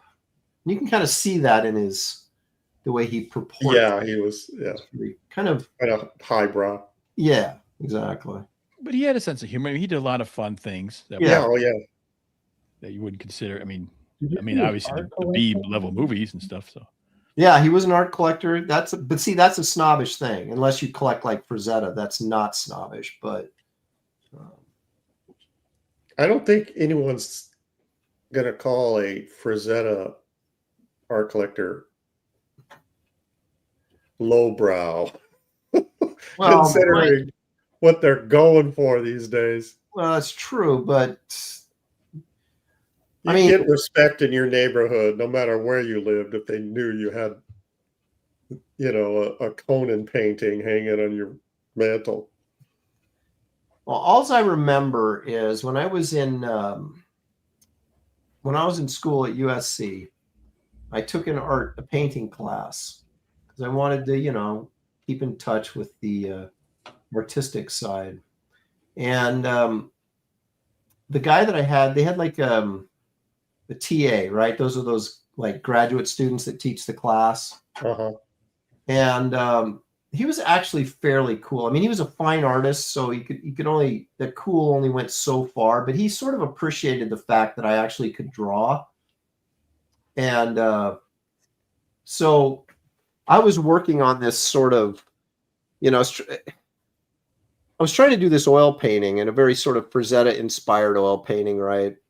And these guys would never teach you how to paint. They would just talk about theory and aesthetics, just nonsensical garbage. You're like, okay, well, tell me how they wouldn't teach technique or method, even stuff like values and things like that are important, because they were all fine artists and they didn't know a dang thing about art, except emotional expression. So this guy was, but anyway, he was pretty cool to me. So he was doing like this wall-sized painting of stone steps. So like if you were in an outdoor, what do you call those things? Where they have stone steps up the side of a hill, and you have the stage down at the bottom. Like Rome or something would have had, with not a cathedral, but what would they? You know what I'm talking about? I can't talk while I'm inking. You mean like a Roman theater? What are those called? Yeah, but they all would have Colosseum? like a Colosseum, right? Kind of like that with steps, though. But it was like, it wasn't like a Colosseum for like gladiators. It was like a theater, right? Amphitheater. Thank you. And so he was doing these. Yeah. Hold on. It's Revelator and Glitch. Oh, Glitch says Pantheon. Sequential artists. So and NKC. They all got that correct. Okay. I just wanted to give them credit. Who got it first, though? That's all that matters. Yeah. So anyway, he was doing these stone steps, and it was the size of the wall, and there was just stone steps. And I was looking at it going, I didn't say this, but I was like, why are you wasting your time doing this? What is the point of this painting? So anyway, I'm sitting there doing this little painting, this Frazetta-like, and it was crappy, but I was doing my best. And some girl comes up and she goes, "Oh, you must be a fan of Franzetta." And I went, "It's Frazetta, you biatch." I grabbed her by the hair and just smashed her head. Whoa! I had a roommate that called him Franzetta, and I didn't correct him for like a year. Is that where you go into like a comic shop and the guy goes, "You go, did you have any Bill Sienkiewicz comics?" And he goes, "You mean Sienkiewicz?" And you're like, "Oh my gosh." People and then think you smashed him in the face. Do you go in there and say, "Do you have any Bill Sienkiewicz?" And he says, Dude, Sienkiewicz. I literally, that literally happened to me. I went in, asked, they're talking about, okay. And the shop owner corrected me and was like, no, it's Sienkiewicz. And I'm like, no, it's Sienkiewicz. Oh, what is it, you idiot? Okay. Sequential. Maybe you could, for $5, thank you, sir. Maybe you could get better tips on the art pens if you were nice to the workers at the art supply store. I was nice to the people in the art supply store until they started mocking me for my lack of knowledge. And then I said, at least I'm working professionally. And then it was on. So, because I used to go in there when I was working in a commercial art studio and I was looking for stuff, but I didn't know what it was called, right? Art Media was the worst. Yes, that's the place, right by the Galleria. Right. Pretentious little art people in there. And I walked in and I said, "Hey, do you got, that stuff that blah, blah, blah?" And they go, "Oh, you mean blah, blah, blah," And then one time I came in and the gal that worked there was like, she just started laughing. She goes, "You don't know what anything is called." And I said, "Yeah, I know, but at least I'm working professionally." Oh, that was the end of that conversation. Yeah, that'll do it. And then she ran out of the store weeping. No, she was kind of like, grumbled under her breath a little bit. You know how to get really bad service at an art store? Wear a MAGA hat. and don't wear a mask. Yeah. Yeah, I know. I keep my mouth shut when I go into art stores for the most part. And Yeah, I you got to just- pretend you're a liberal, left-wing fruitcake. You know. they say, just ring it up. Have a nice day. Thank you very much. Appreciate it. And be on my way. Hi guys. Do you have any pens? I'll write this way. They float along.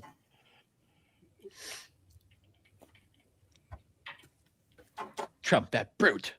Eric Boyd says that the story would have been much better if you would have made her cry. Well, no, she was too tough for that. But Too cynical. I mean, I did like her, but I just got super annoyed at her like being so pretentious to me all the time. And that's one thing that I cannot tolerate is people being pretentious. That's what, of course, led me to get into a fight with what's his face, a science fiction writer. Yeah. So like, treat me just every fight you've ever gotten into was because of that reason. Well, you know how Marty McFly was? I'll get him. I see him, Gary. You know when Marty McFly was like in Back to the Future? Is like if you called him chicken, he lost it, right? Mm-hmm. You just call me chicken. I'm like, if you're pretentious to me, that's usually going to push me over the edge. So, Stealth X5 for $2. So when is the next Super Chat picks category? Stealth's always looking for the next Super Chat's pick. He craves that power. He's had a taste of power. And Stealth X5 for $5 simply says $5. He's trying to influence your decision. No, I think what we're going to do is the last show of the year, probably, right? Whether that's Christmas Eve. Are we going to do a show on Christmas? Is it Christmas Eve? I got to check my calendar. That could be, I can't do a show on Christmas Eve because I won't be here. Yeah, can't do Christmas Eve. Yeah, Christmas Eve actually would be our last show. I'm not going to be here. Let's do this. Oh, there it is. New Year's Eve. Let's do the New Year's Eve show because that'll be the last show of the year. And then we'll do it on that, the 31st. And then the first show of the new year will be picked by whoever the high bidder is. How's that sound? Does that sound reasonable? Yep. I like it. Yep. I like it. So. And I like it not just because I thought of it, but that is one. And y'all can save up your money for the Super Chats. Yeah, there you go.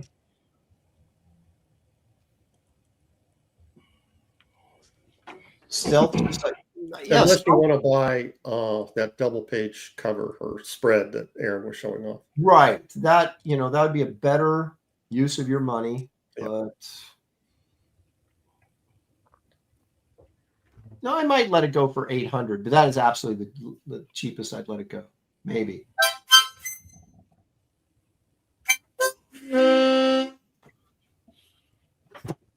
Stealth X5 says $10 for $10. Thank you. Stealth, you realize this doesn't count. These amounts don't count for that show. Wait, maybe I shouldn't have said that. Yeah, Gary, don't. You're ruining it. Don't tell him that. I blew it. Now he's going to stop. He's going to cut us off now. No. Maybe we should do that. Like keep track and do a grand total of a month's worth of Super Chats. I don't know. I have it like a permanent thing, like a permanent board, and then they get a plaque, Well, yeah, that's like a preferred customer kind of thing, right? Yeah, no, not a plaque, a certificate. Yeah, let's. That's what we should do, like Employee of the Month, Chatter of the Month award, right? And you just like mail them out, and you have given the most Super Chats this month on Graybeard'S. Congratulations! Yeah, but we gotta have a better name than Chatter of the Month. That's like sounds like true. Sounds like a lady can't shut up, Well. You're making your point for him. Well, come up with a decent name, and then. I mean, think about it. Super Chatter isn't really very nice. Okay, what does the chat think about this name for this certificate? If we did that for, let's get some suggestions, huh? Gary loves that. Except the certificate thing will never happen, so you guys would be wasting your time. Patreon of the odds. No. I would do it. That means you'd have to mail it out, Aaron. Ugh. How long has Mickey been waiting for her letter? Okay, well now, do we have to get into this again? Okay. Well, she's not here. Oh, isn't she? She's floating around. She's right there. Candy store. I just saw her in the chat not just minutes ago. She cut out, I think. You only get talking about candy, and so she. No. You only get the letter when you support the campaign. If you buy after the fact, I'm not going to send you a letter saying thank you for supporting the campaign because you didn't. You bought the book from my store after the fact. So why would I send you a thank you for supporting the campaign letter? It doesn't make any sense to me. So you're saying basically you supported it. Too late, sucker. Yeah, well, and I did send her a letter. I just didn't sign it. And so then she was mad about that. So Nicholas Gear for 5 says, I was joking. You definitely gave me a good price on the cover. It's that dang Andy Smith you got to worry about. Well, there's truth in that. All right. So Nicholas is coming clean and saying, yes, I did give him a good deal. Yeah, Eric Boyd Art says you can do the certificate as a PDF. Yeah, cheapos. Yeah, well, it's not the price, it's the time. I'm always like, whenever even I have to ship anything, it's like, 'cause I have to drive down to the post office. And yeah.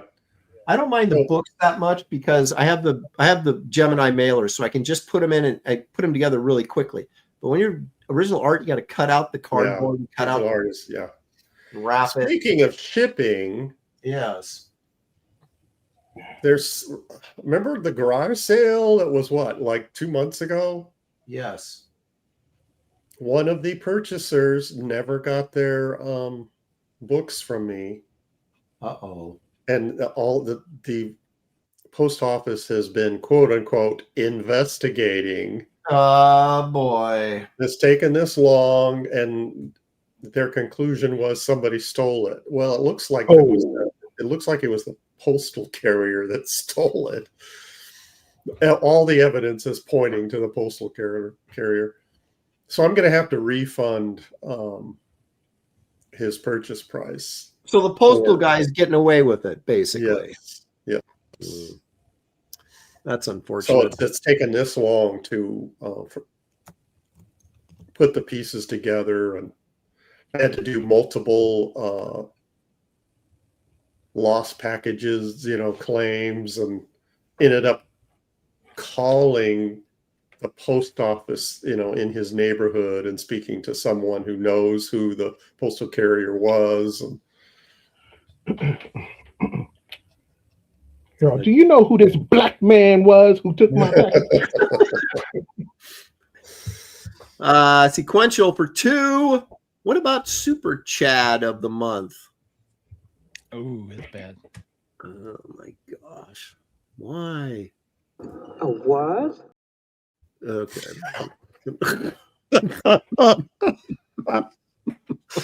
that was perfect. Oh, perfect.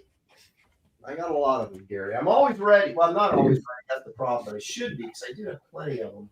I wonder if he practiced that line in front of the mirror. It's so funny because when you listen to the guy talk, the rest of his lines in that movie, he doesn't sound anything like that. He's like, "What are you talking about? You want to put your freaking head in there and see?" Really? And then he's like, "What kind of a shark is this?" And he goes, "It's a tiger shark." And he goes, "Oh, what?" Yeah. Oh, Randy Howell, thank you for all the links. Appreciate it. Randy's is a fine young man. Glitch says Weirdo Beardo of the month. That's not even worth a response. No, I kind of like that title. Do you kind of like that? Well, then you're off the show too. Oh, okay. Weirdo Beardo of the month. What in the world is that? That's David. Oh, he's always got like some sort of weird sounds going on.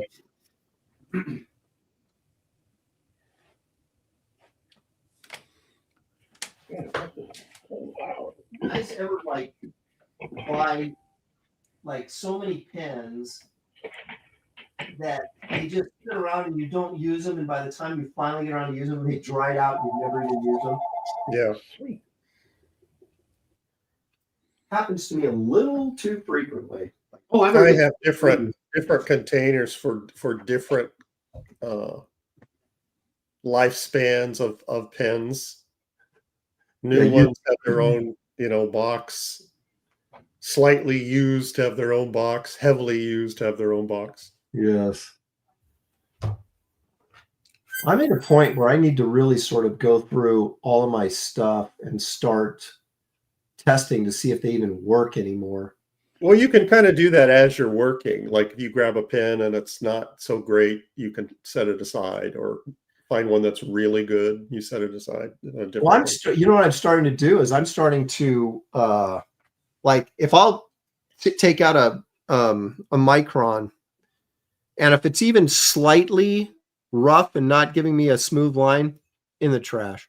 Oh, really? Because when I get those new ones, they're so nice. Yeah. That's like you just touch the paper and it almost like goes on its own. Yeah, and you're like, why am I dealing with these crappy ones that are dried out? Bad Adam 12 for $10. How about sending Christmas cards to the 3 top buyers at the end of each year? Maybe personalize them with a small 5-minute drawing. Wow. Let me think about that. Yeah. Help!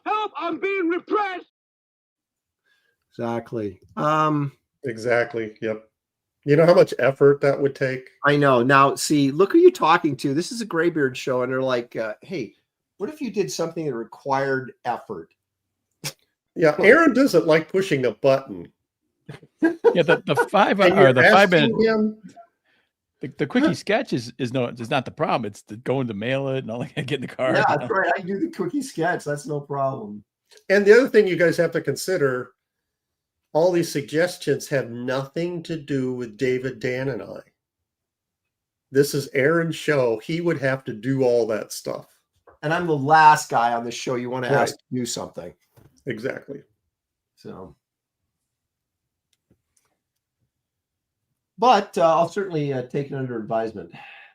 Aaron, how about this? Murdoch 94 says, just tune in and see a lovely snowbird. The world is a better place. That's the kind of chat that I want to hear. It's beautiful, man. It's like, actually, I just made that up. Lousy. Glitch says Aaron would delegate this to his mom. Yeah.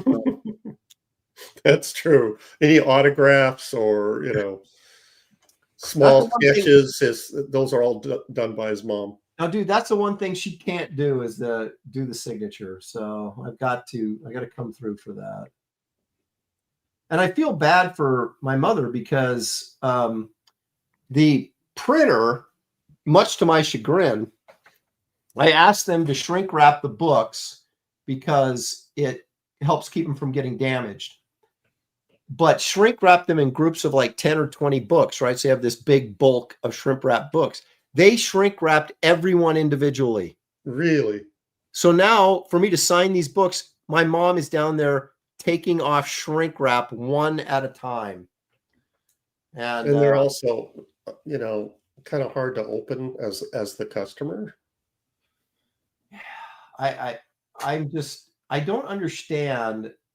I make very clear instructions on this stuff, and every single time they do something wrong. Every single time. And then I got to complain about it. And, we'll do that again. Hey. So anyway. Yet you keep using the same printer.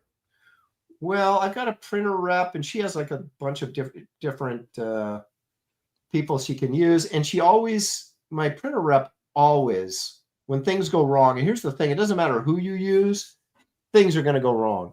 Yeah. So what you want is someone that'll make it right when they do go wrong, and she's very good about that. So. Yeah, we have the same printer up, and she did that with me. She was quick on the draw and fixed a major problem. Yep, and so that goes a long way with me. I expect stuff to get screwed up.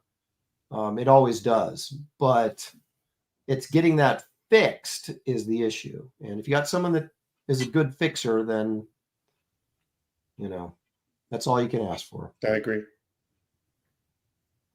You can make a lot of money too if they're fixing those races for you.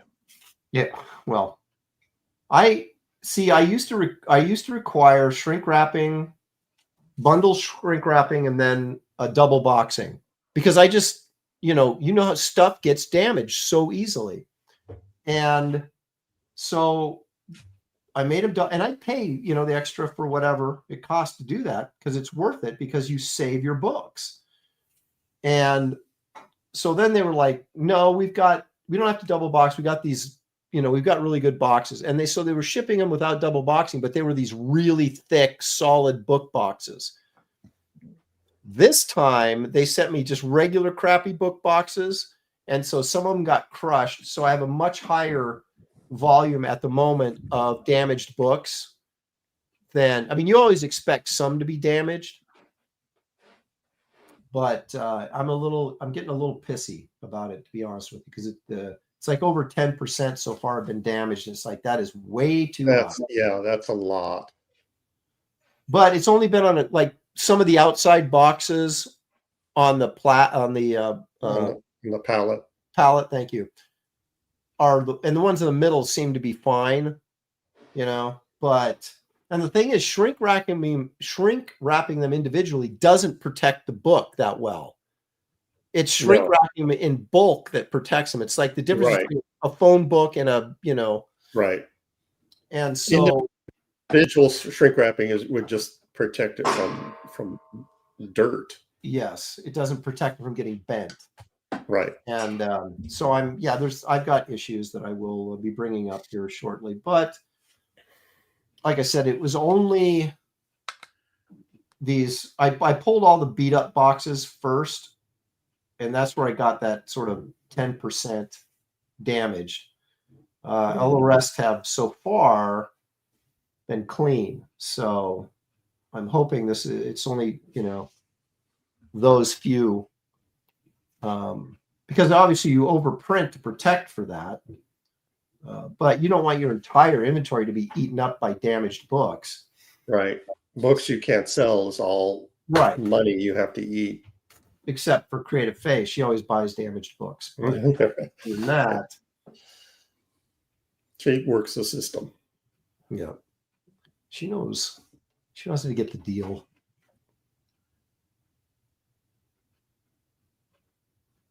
Yeah, but I'm waiting for just the first campaign I ever do where nothing goes wrong, and it's just a joy and a delight from beginning to end. You're waiting for that. I'm waiting for that one to come by. It happened. It's got to happen at least once. You're waiting for your publishing experience to be a joy and a delight.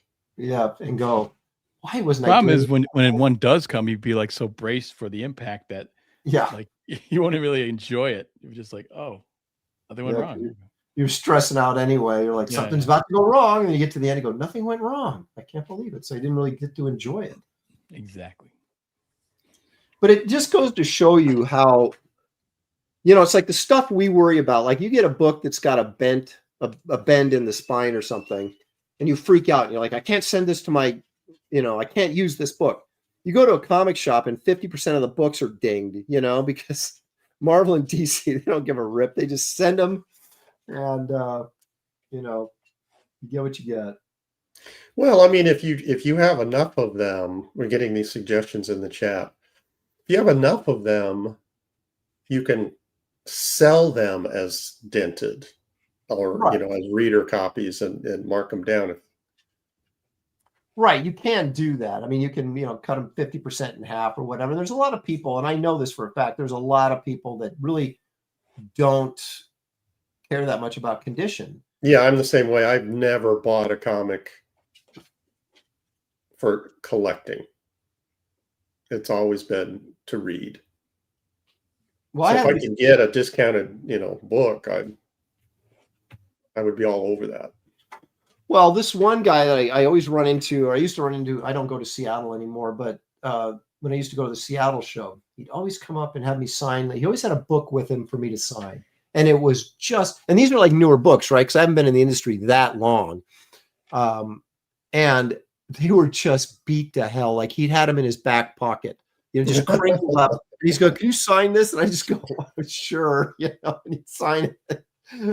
It just amazed me. But he was just like, obviously he loved them and read the crap out of them, but did not even, didn't care. It wasn't even a consideration to him. I mean, that's something like, Leave It to Beaver would do, roll up his comic book and put it in his back pocket. But then to get it signed, that's the thing that always, because that's true. Why even bother? Yeah, I mean, if you're getting it signed, that's kind of like a collector thing to do, right? I mean, I guess it's also it can be a personal thing. I met the creator. I really like this book. I want him to sign it. But I always thought that was kind of interesting that he's the one guy that always gives me beat up comics to sign. So I don't have to be careful with him. Remember that Wrightson poster? It was like a cartoon. Change for $1. Yeah, he turns into this. Oh, yeah, that's great. Yeah, and kills the guy. And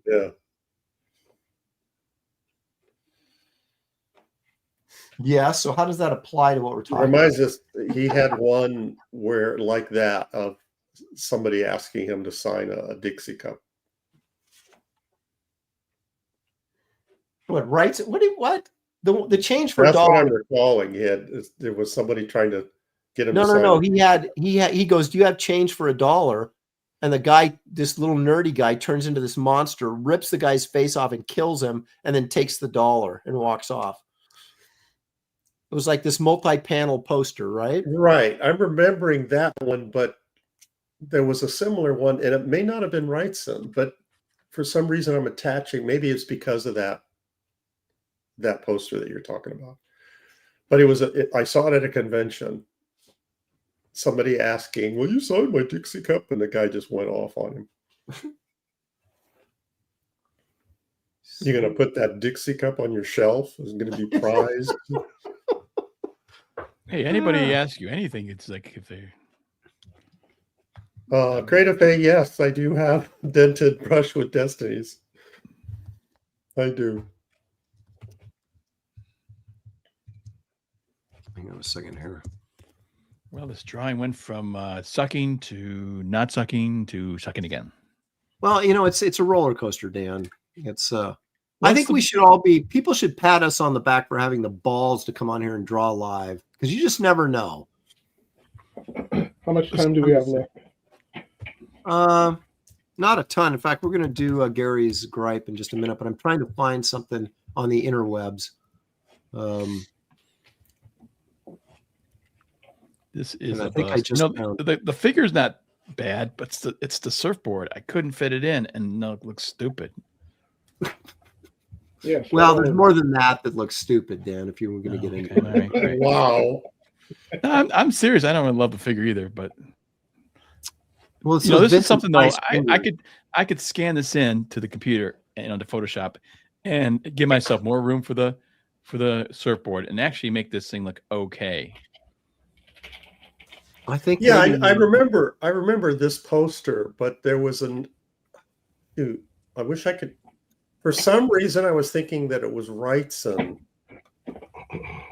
Yeah. See, the joke is, he says he wants change for $1, but the guy changes and then takes his $1. See, you get it? Yeah, we got it. I don't know what the Dixie cup thing is though that you're talking about. Oh, okay. This is Wrightson. Yeah, I do remember this. He's like jumping up and down on him, and it was like entrails or sticking to his shoes. Was it Michael Golden told me a story? I can't remember if Golden had this hanging in his bathroom or he was over at somebody's house that had this hanging in their bathroom.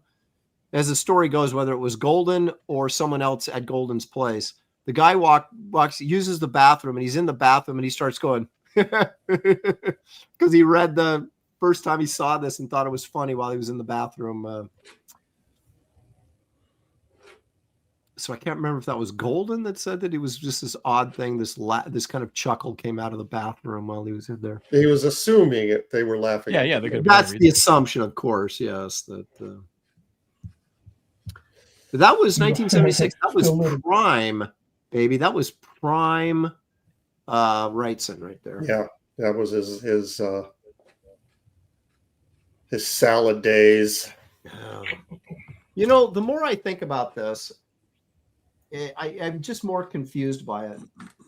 He was, when he started Frankenstein in 1977, he was 29 years old.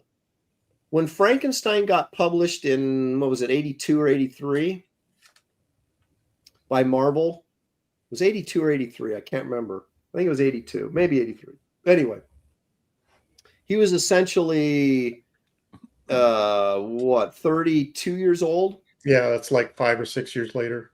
Well, he finished, his last piece was 1980 that he did for that book. So that's when he finished drawing it. It got published a couple years after that, but his last drawing was 1980. That he was 32 years old when he finished this opus, this achievement of a lifetime. He was that young?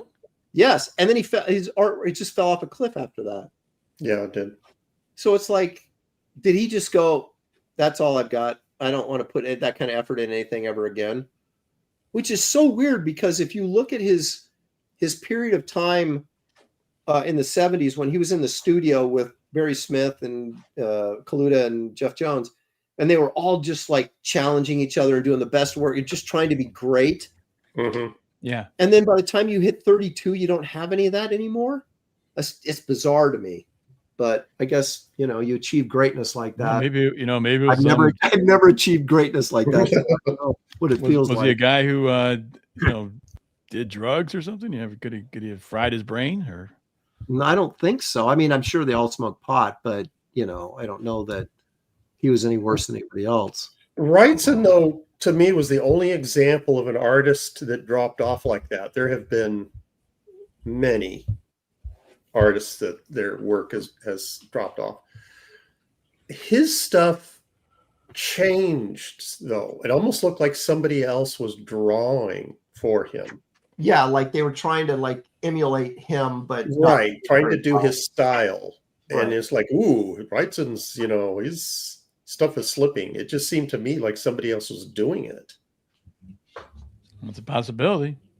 I don't think so. No, it's kind of absurd that would happen, but that's what it looked like to me. No, you're right. People taper off. I mean, John Buscema was much better in 1968 than he was in 1998. But nobody has fallen off a cliff like that. No one has reached such heights. Right. And then, because what Wrightson continued to do, and I hate to speak ill of the dead, but the detail, he still put in all this ridiculous line work, but it was the structure. It was the drawing underneath that wasn't good. Yeah, the drawing itself was weak. And it just so he would spend this time doing all this incredible background. There's some pages from that Frankenstein Alive comic he did, right? Where the Frankenstein monster walks into this room and there's an alligator hanging from the ceiling. And there's just the detail is just unbelievable, but the figures are weak. The alligator drawing is not that great, but it's just the detail. Yeah, I just saw that piece not too long ago, so I know exactly what you're. And I had the same thought. Is the rendering is.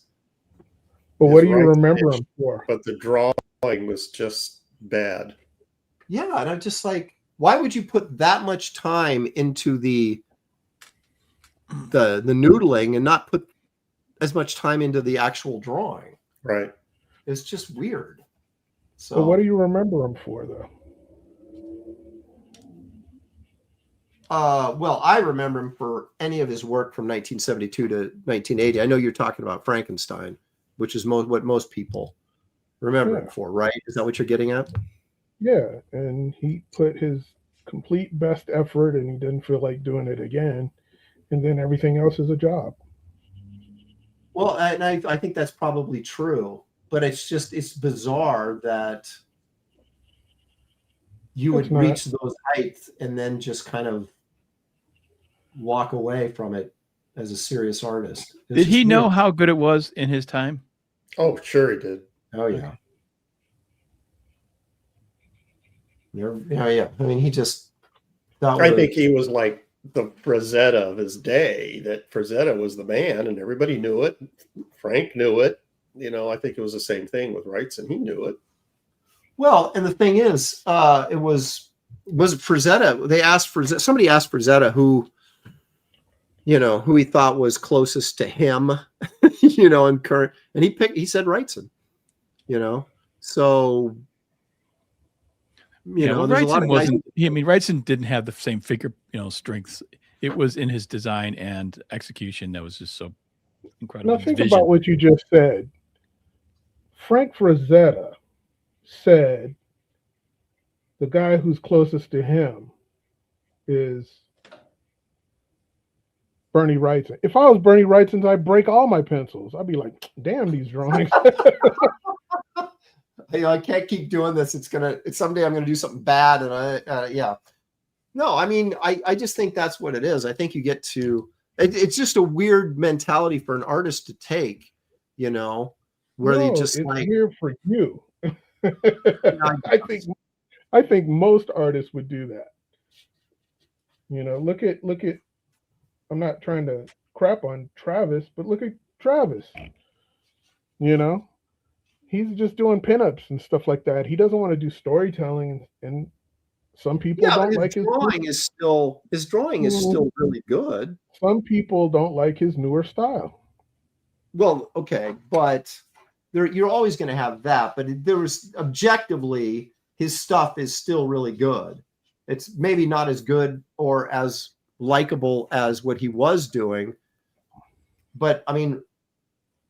When you talk to people that will actually tell you the truth, when you talk to other professionals, they won't say it publicly like I'm doing right now, but but everybody knew that was the joke around comics was what happened to Wrightson. Everybody, you talk to any pro and they would be like, we're not sure. And you could ask any pro that question in private and they all knew exactly what you're talking about. They're like, and no one had an answer. There was all these weird theories about, Golden was telling me that there was this theory going around that he had he had so much ink on his hands, literally from doing Frankenstein, that it got into his bones or something. This sort of weird mold to grow in there, and he couldn't use his hands, and it's just bizarre stuff like that. So yeah, I heard weird stories like that about him, but I came to the conclusion real early. I was just like, yeah, he just shot his mighty wad and is over. I'm done. Mic drop. Take it all. And it was over. Fix me a sandwich, bitch. And that's it. Because you look at Barry Smith and you can say, well, Barry Smith's stuff in the 80s maybe wasn't quite as good as, his prime stuff in the late 70s. But even Weapon X was still really good. I mean, he still did really good stuff. So it's just weird. It's just one of those really weird things. Adam 12 for $10. I had the pleasure of having lunch and dinner with Bernie at the Chiller Theater Convention in New Jersey. Lunch was me, Steve Blickenstaff, and Bernie's son. His son was 10 or 12 at the time. Nice guy. Bernie was a super nice guy. He never remembered me, but I've had dinner with him. I've sat next to him at shows, and he never remembered me the next time I saw him. So maybe I'm a little bitter, but I always, I mean, from 1972 to 1980, there's guy's freaking just unbelievable. Yeah, I got a nice compliment from him. Yeah, shut up. As did I. That's just the worst case scenario. It's your idol, the one guy you want to say something nice to you, and he turns to you and goes, "Hey, did you ink this?" I'm like, "Oh no, actually Gary did." And he goes, "Go, Gary, this is fantastic." And I'm like, "Okay, but I drew it." And he just didn't care. I only met him once. I stood in line to talk to him, and he was so nice. Yeah, he was a really nice guy. I wish I'd had, like, I just finished my own one and only Savage Sword of Conan cover, that Marvel published, and I wish I had had it with me to show him. I didn't have anything to show, so I told him about it. He goes, "Oh, congratulations!" But I wanted so bad to have him, see it and give me his input. But he was so nice about. I was, of course, I was gushing like an idiot, and he just said, "I'm just passing it along. Just pass it along. Each generation passes it along." I'm like, that was such a humble thing to say. Yeah. Like, who's going to pass that along to try to do his thing, But well, there was the last time I spoke with him, I had just seen him at a show someplace, and I think it was like one of those things where we'd had dinner or whatever. So I walked up to his table at San Diego and started talking to him, and it was within about a minute or less into the conversation, I realized he had no idea who I was. And so I had asked him a question and he answered it. And I stood there at the table. I was hoping to kind of get a conversation going. And I started to realize he doesn't remember. He doesn't know who I am.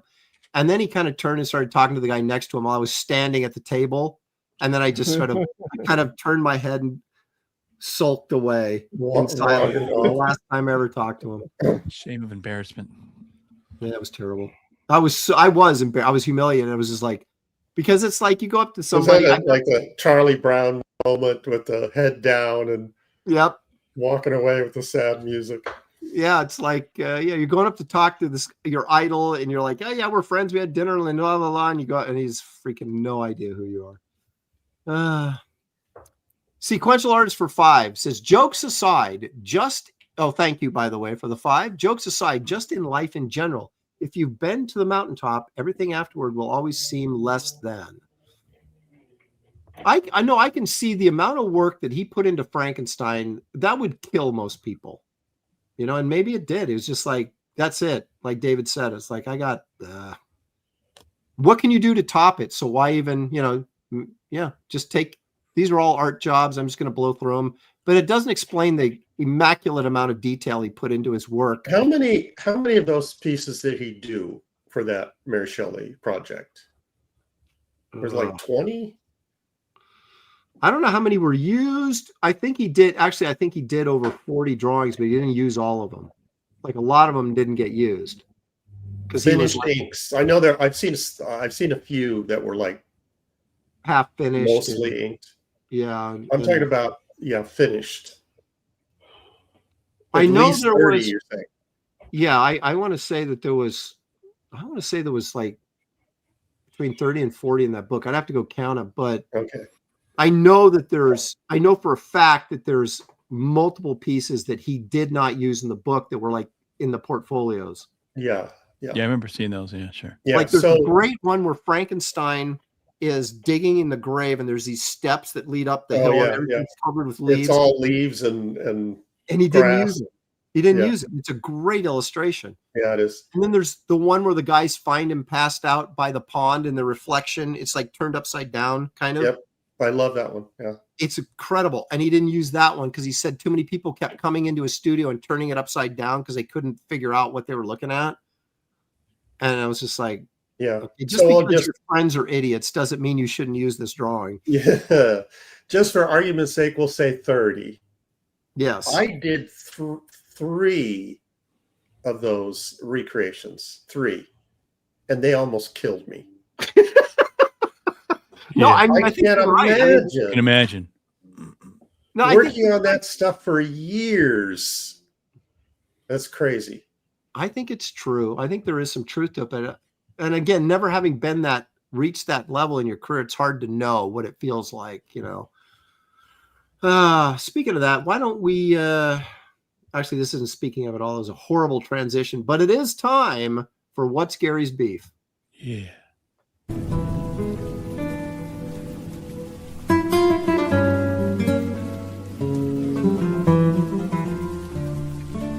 What's Gary's beef?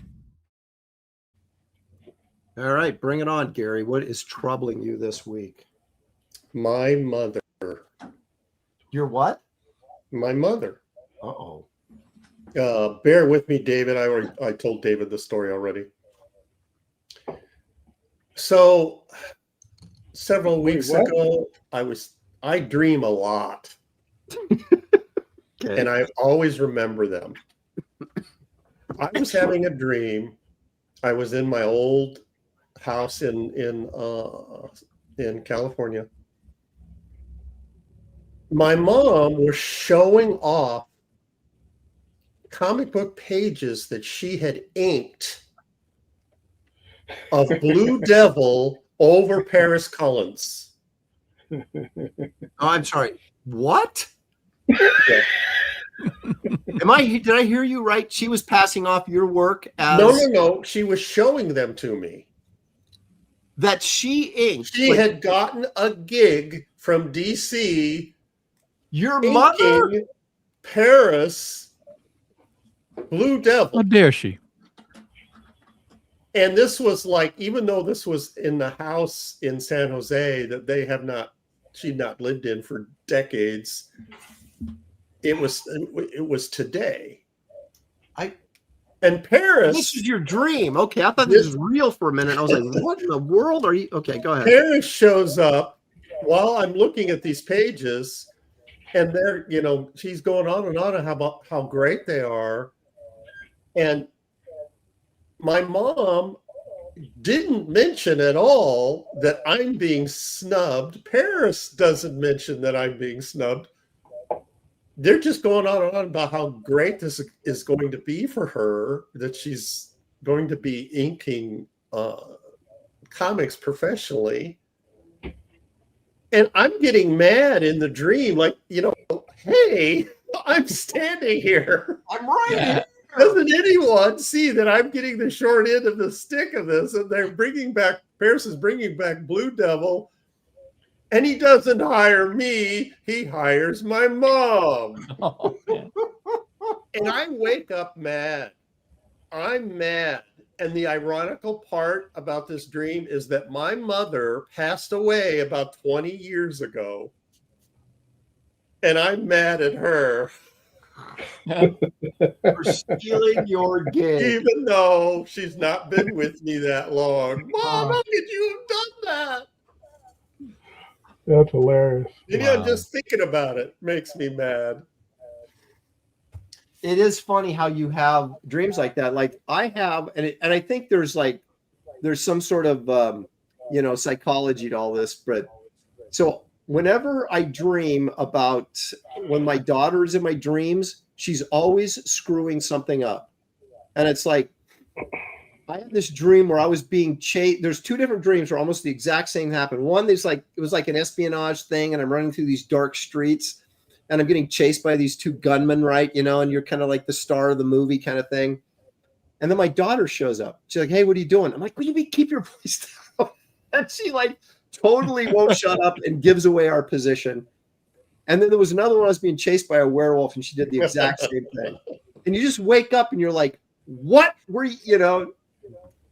Could you not keep your mouth shut long enough? Then I have to convince myself that it didn't happen. Yes, I have to talk myself down. Yep. This is all in my head, but boy, I'm going to give him a piece of my mind. But I can't. She's in her grave. Oh, my gosh. And speaking of dreams, I had a dream last night. Two Banana Mike is a friend of the show. I don't know if he's in the chat right now, but he watches the show. Yeah. I had a dream that Two Banana Mike was like 10 years old. This kid is claiming to be Two Banana Mike. And I'm like, wait a minute. You can't be Two Banana Mike. And then he explained, I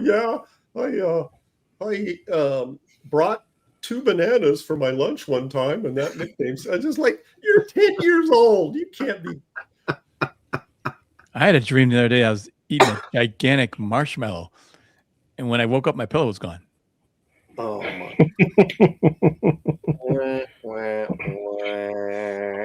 That's my dad's joke.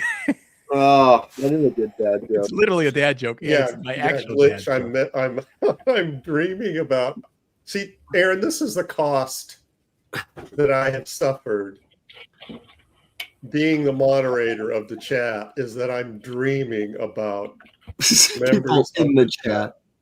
Do you guys, I don't know if this is a creative person thing or not, but I oftentimes will dream very dramatic dreams, like movie type dreams. Yeah, that's all right. It's not just, I mean, my daughter will go, oh, you won't believe this dream I had last night. And she'd tell me just these weird random things that are just goofy. But mine are I dream stories. Yeah, I'm like, I was being chased by these guys and you showed up and we got killed because you wouldn't keep your mouth shut, those type of things. But I always have like some sort of dramatic thing going on. So I guess that sometimes happens, but I think I get more of the weird situation, and I think it's totally normal. Like really weird things are happening, but I accept it as, oh yeah, this is it. Right. Well, yeah, exactly. Yeah, it's and just it's like you're in your house with it's pink not, stripes. Yeah. Yeah, it's like you're in your house, but it's not your house, and it's not your house, but yet it is your house. Right. No, I only dream about old places that places that I used to live. I haven't dreamed that I've been in anything that I've lived in the past 20 years.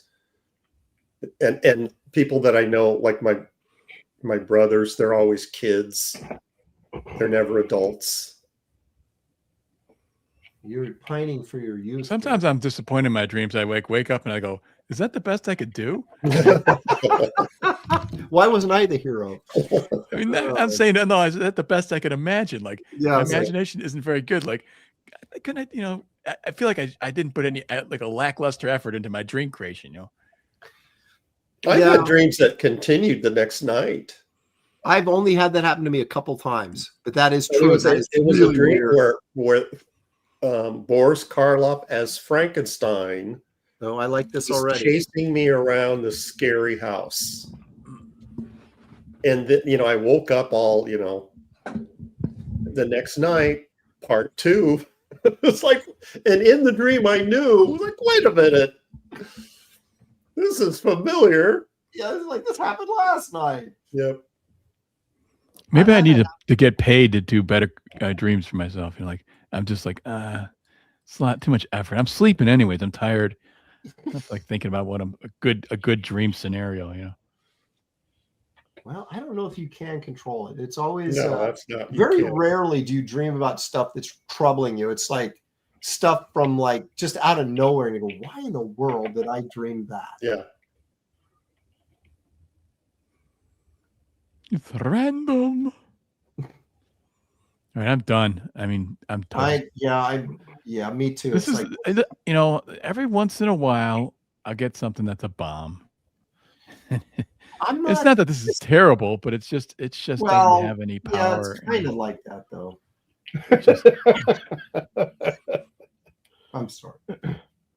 This goes into my very average file for sure. But anyway, let's take a look and see what we've accomplished. I think David is going to crush us today, but there's what's her face, Snowbird, whatever, Does she have any color in there at all? I mean, it's like her costume is like I should color it because it's just like blue highlight. Those feathery things are blue. I think the rest of her costume is white. Okay. I like her figure though. It's got a nice. Yeah, I was thinking the same thing. Really nice figure work. Those legs are terrific. Yeah, it's the hips that are really. They got there's strength to them. There's muscle in there, but also sensual kind of. Yeah, also, strength and grace at the same time. I appreciate that. Now, Crazy Cat says Snowbird is Native American, so you fail, Aaron. Every drawing I've seen of her, she is pasty white. She is Caucasian, so I don't know what you guys are talking about, but yeah, I remember it being I've never seen her colored as if she was Indian or Eskimo, or she just looks white. So screw you. They ran out of ink. Let's see what David's got. Chat, heads up. Aaron is at the tipping point.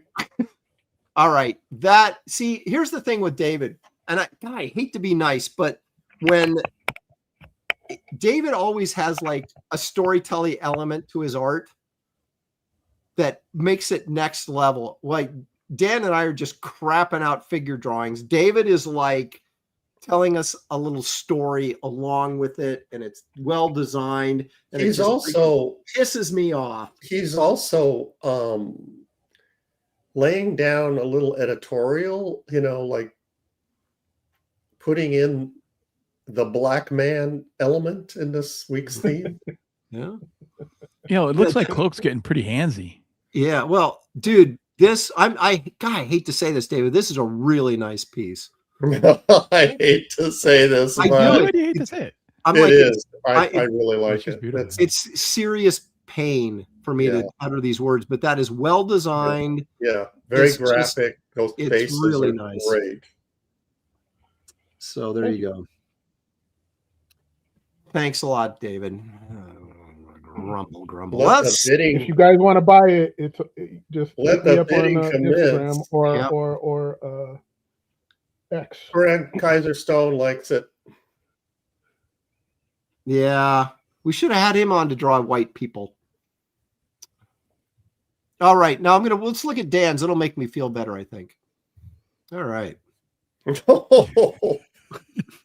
That's a long surfboard. Man, that is the thinnest surfer He needs some work, I have to admit. surfboard I've ever seen. Yeah. That's like a piece of paper. See, now don't you regret doing Silver Surfer? Yes, I do. Yeah. I could See? make this figure work. I could work it out, but I just didn't have. It wasn't working. It didn't. No, I'm looking at it now. The surfboard looks way too long. I see what's going on here. He's rushing to the front of the surfboard to hang 10. Yeah. Yeah, I could. I don't think Except he anything doesn't would have do. toes. There's Now I could bring this into Photoshop and work on that perspective in the surfboard and stuff, and make this into an okay surfer. It's not that bad. It's the surfboard that littles it. It just ruins it, But people are still complaining that this character is silver, not white, and that it's a cheat. well, I will challenge you on that. But he's a Caucasian. Yes. And it has not been established what the white represents. Yeah, That's true. I will bring this into David Photoshop knows and fix this. what the white represents. Yes. But we don't. So anyway, there you go.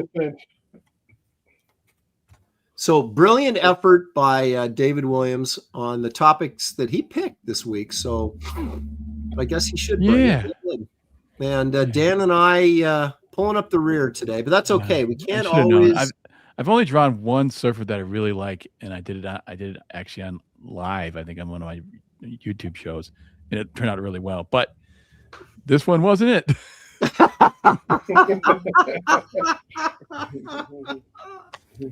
I'm telling you, it's the new surfer film starring Vincent Price.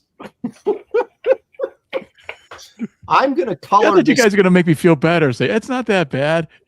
Well, Dan, we can only push that so far. Oh And man. then, I'm gonna fix it now. I'm determined to make it look not like a piece of shit. I'm coloring the snowbird just so I feel a little bit better about it. But No, I think yours is really good, Aaron. See, I'm doing the right thing. I don't know. It's just, See, Aaron, Dan is doing what he wants you to do. Yeah, exactly. Oh. You're supposed to say, Dan, come on, your Silver Surfer is awesome. What the heck? Gee, thanks, man. Don't say stuff like that. That is really. Oh, I'm right here, poor. man. Yeah, those Vincent Price fingers, man, that just really Oh, I works. like the Vincent Price. Yeah. They do. He should have candy in his Perfect hands. for It'd be very much like Vincent Price. The Vespa guy for $20 humongo dollars. Thank you, Vespa. I really appreciate it. Thanks for another fun show. Have a great night, everyone. He's leaving before we are. Oh man. No. Wasn't All that right. Well, fun, that's gonna do it for this wonderful episode, this edition of Graybeard Studio. That was episode 142, if you can believe it. So we're not going to get to 150, which will be an anniversary show, until next year. But we're going to be back next week, right? Yeah. That's, We're just not going to do Christmas Eve. is the following week after that. Now we're not going to do a Christmas Eve show. No, I don't think that's probably a I can't great do idea, that. since I'm not even going to be here. So we will be back next week. And I guess next week should be our Christmas show, shouldn't it? Shouldn't it be Christmas themed? No. What? Mine is already. I'm already Christmas themed. It's too early. Well, but we won't do another show before Christmas. So that's okay. I mean, that's not. No, Gary. Gary, just look at Gary wants to pick the topics. I get it, but hey, Gary, how about say bah humbug? Yeah, it's my turn, right? Scrooge. Is it my turn? Yeah, but I'm not going to let you pick because we're doing Christmas theme. Yeah, it would not be Christmas. No, yeah, Aaron's right. It would not be a Christmas theme pick. So you're after last year's Christmas theme, I think you guys are afraid of it. You know, no, save it for New Year's Eve, Gary, and you can pick New Year's Eve, which of course is the contest for who gets to pick the topics for the first show of the new year. But next week is going to be our Christmas show, whether Gary likes it or not, whether Scrooge likes it or not. So anyway, thank you guys for joining us. Thank you guys for the super chats. We greatly appreciate it. Obviously, we couldn't do the show without your participation. We had great numbers again today. We really thank you guys and enjoy it and stay with us. And thank you all. See you next week right here. Corn dogs. Corn dogs. Corn dogs.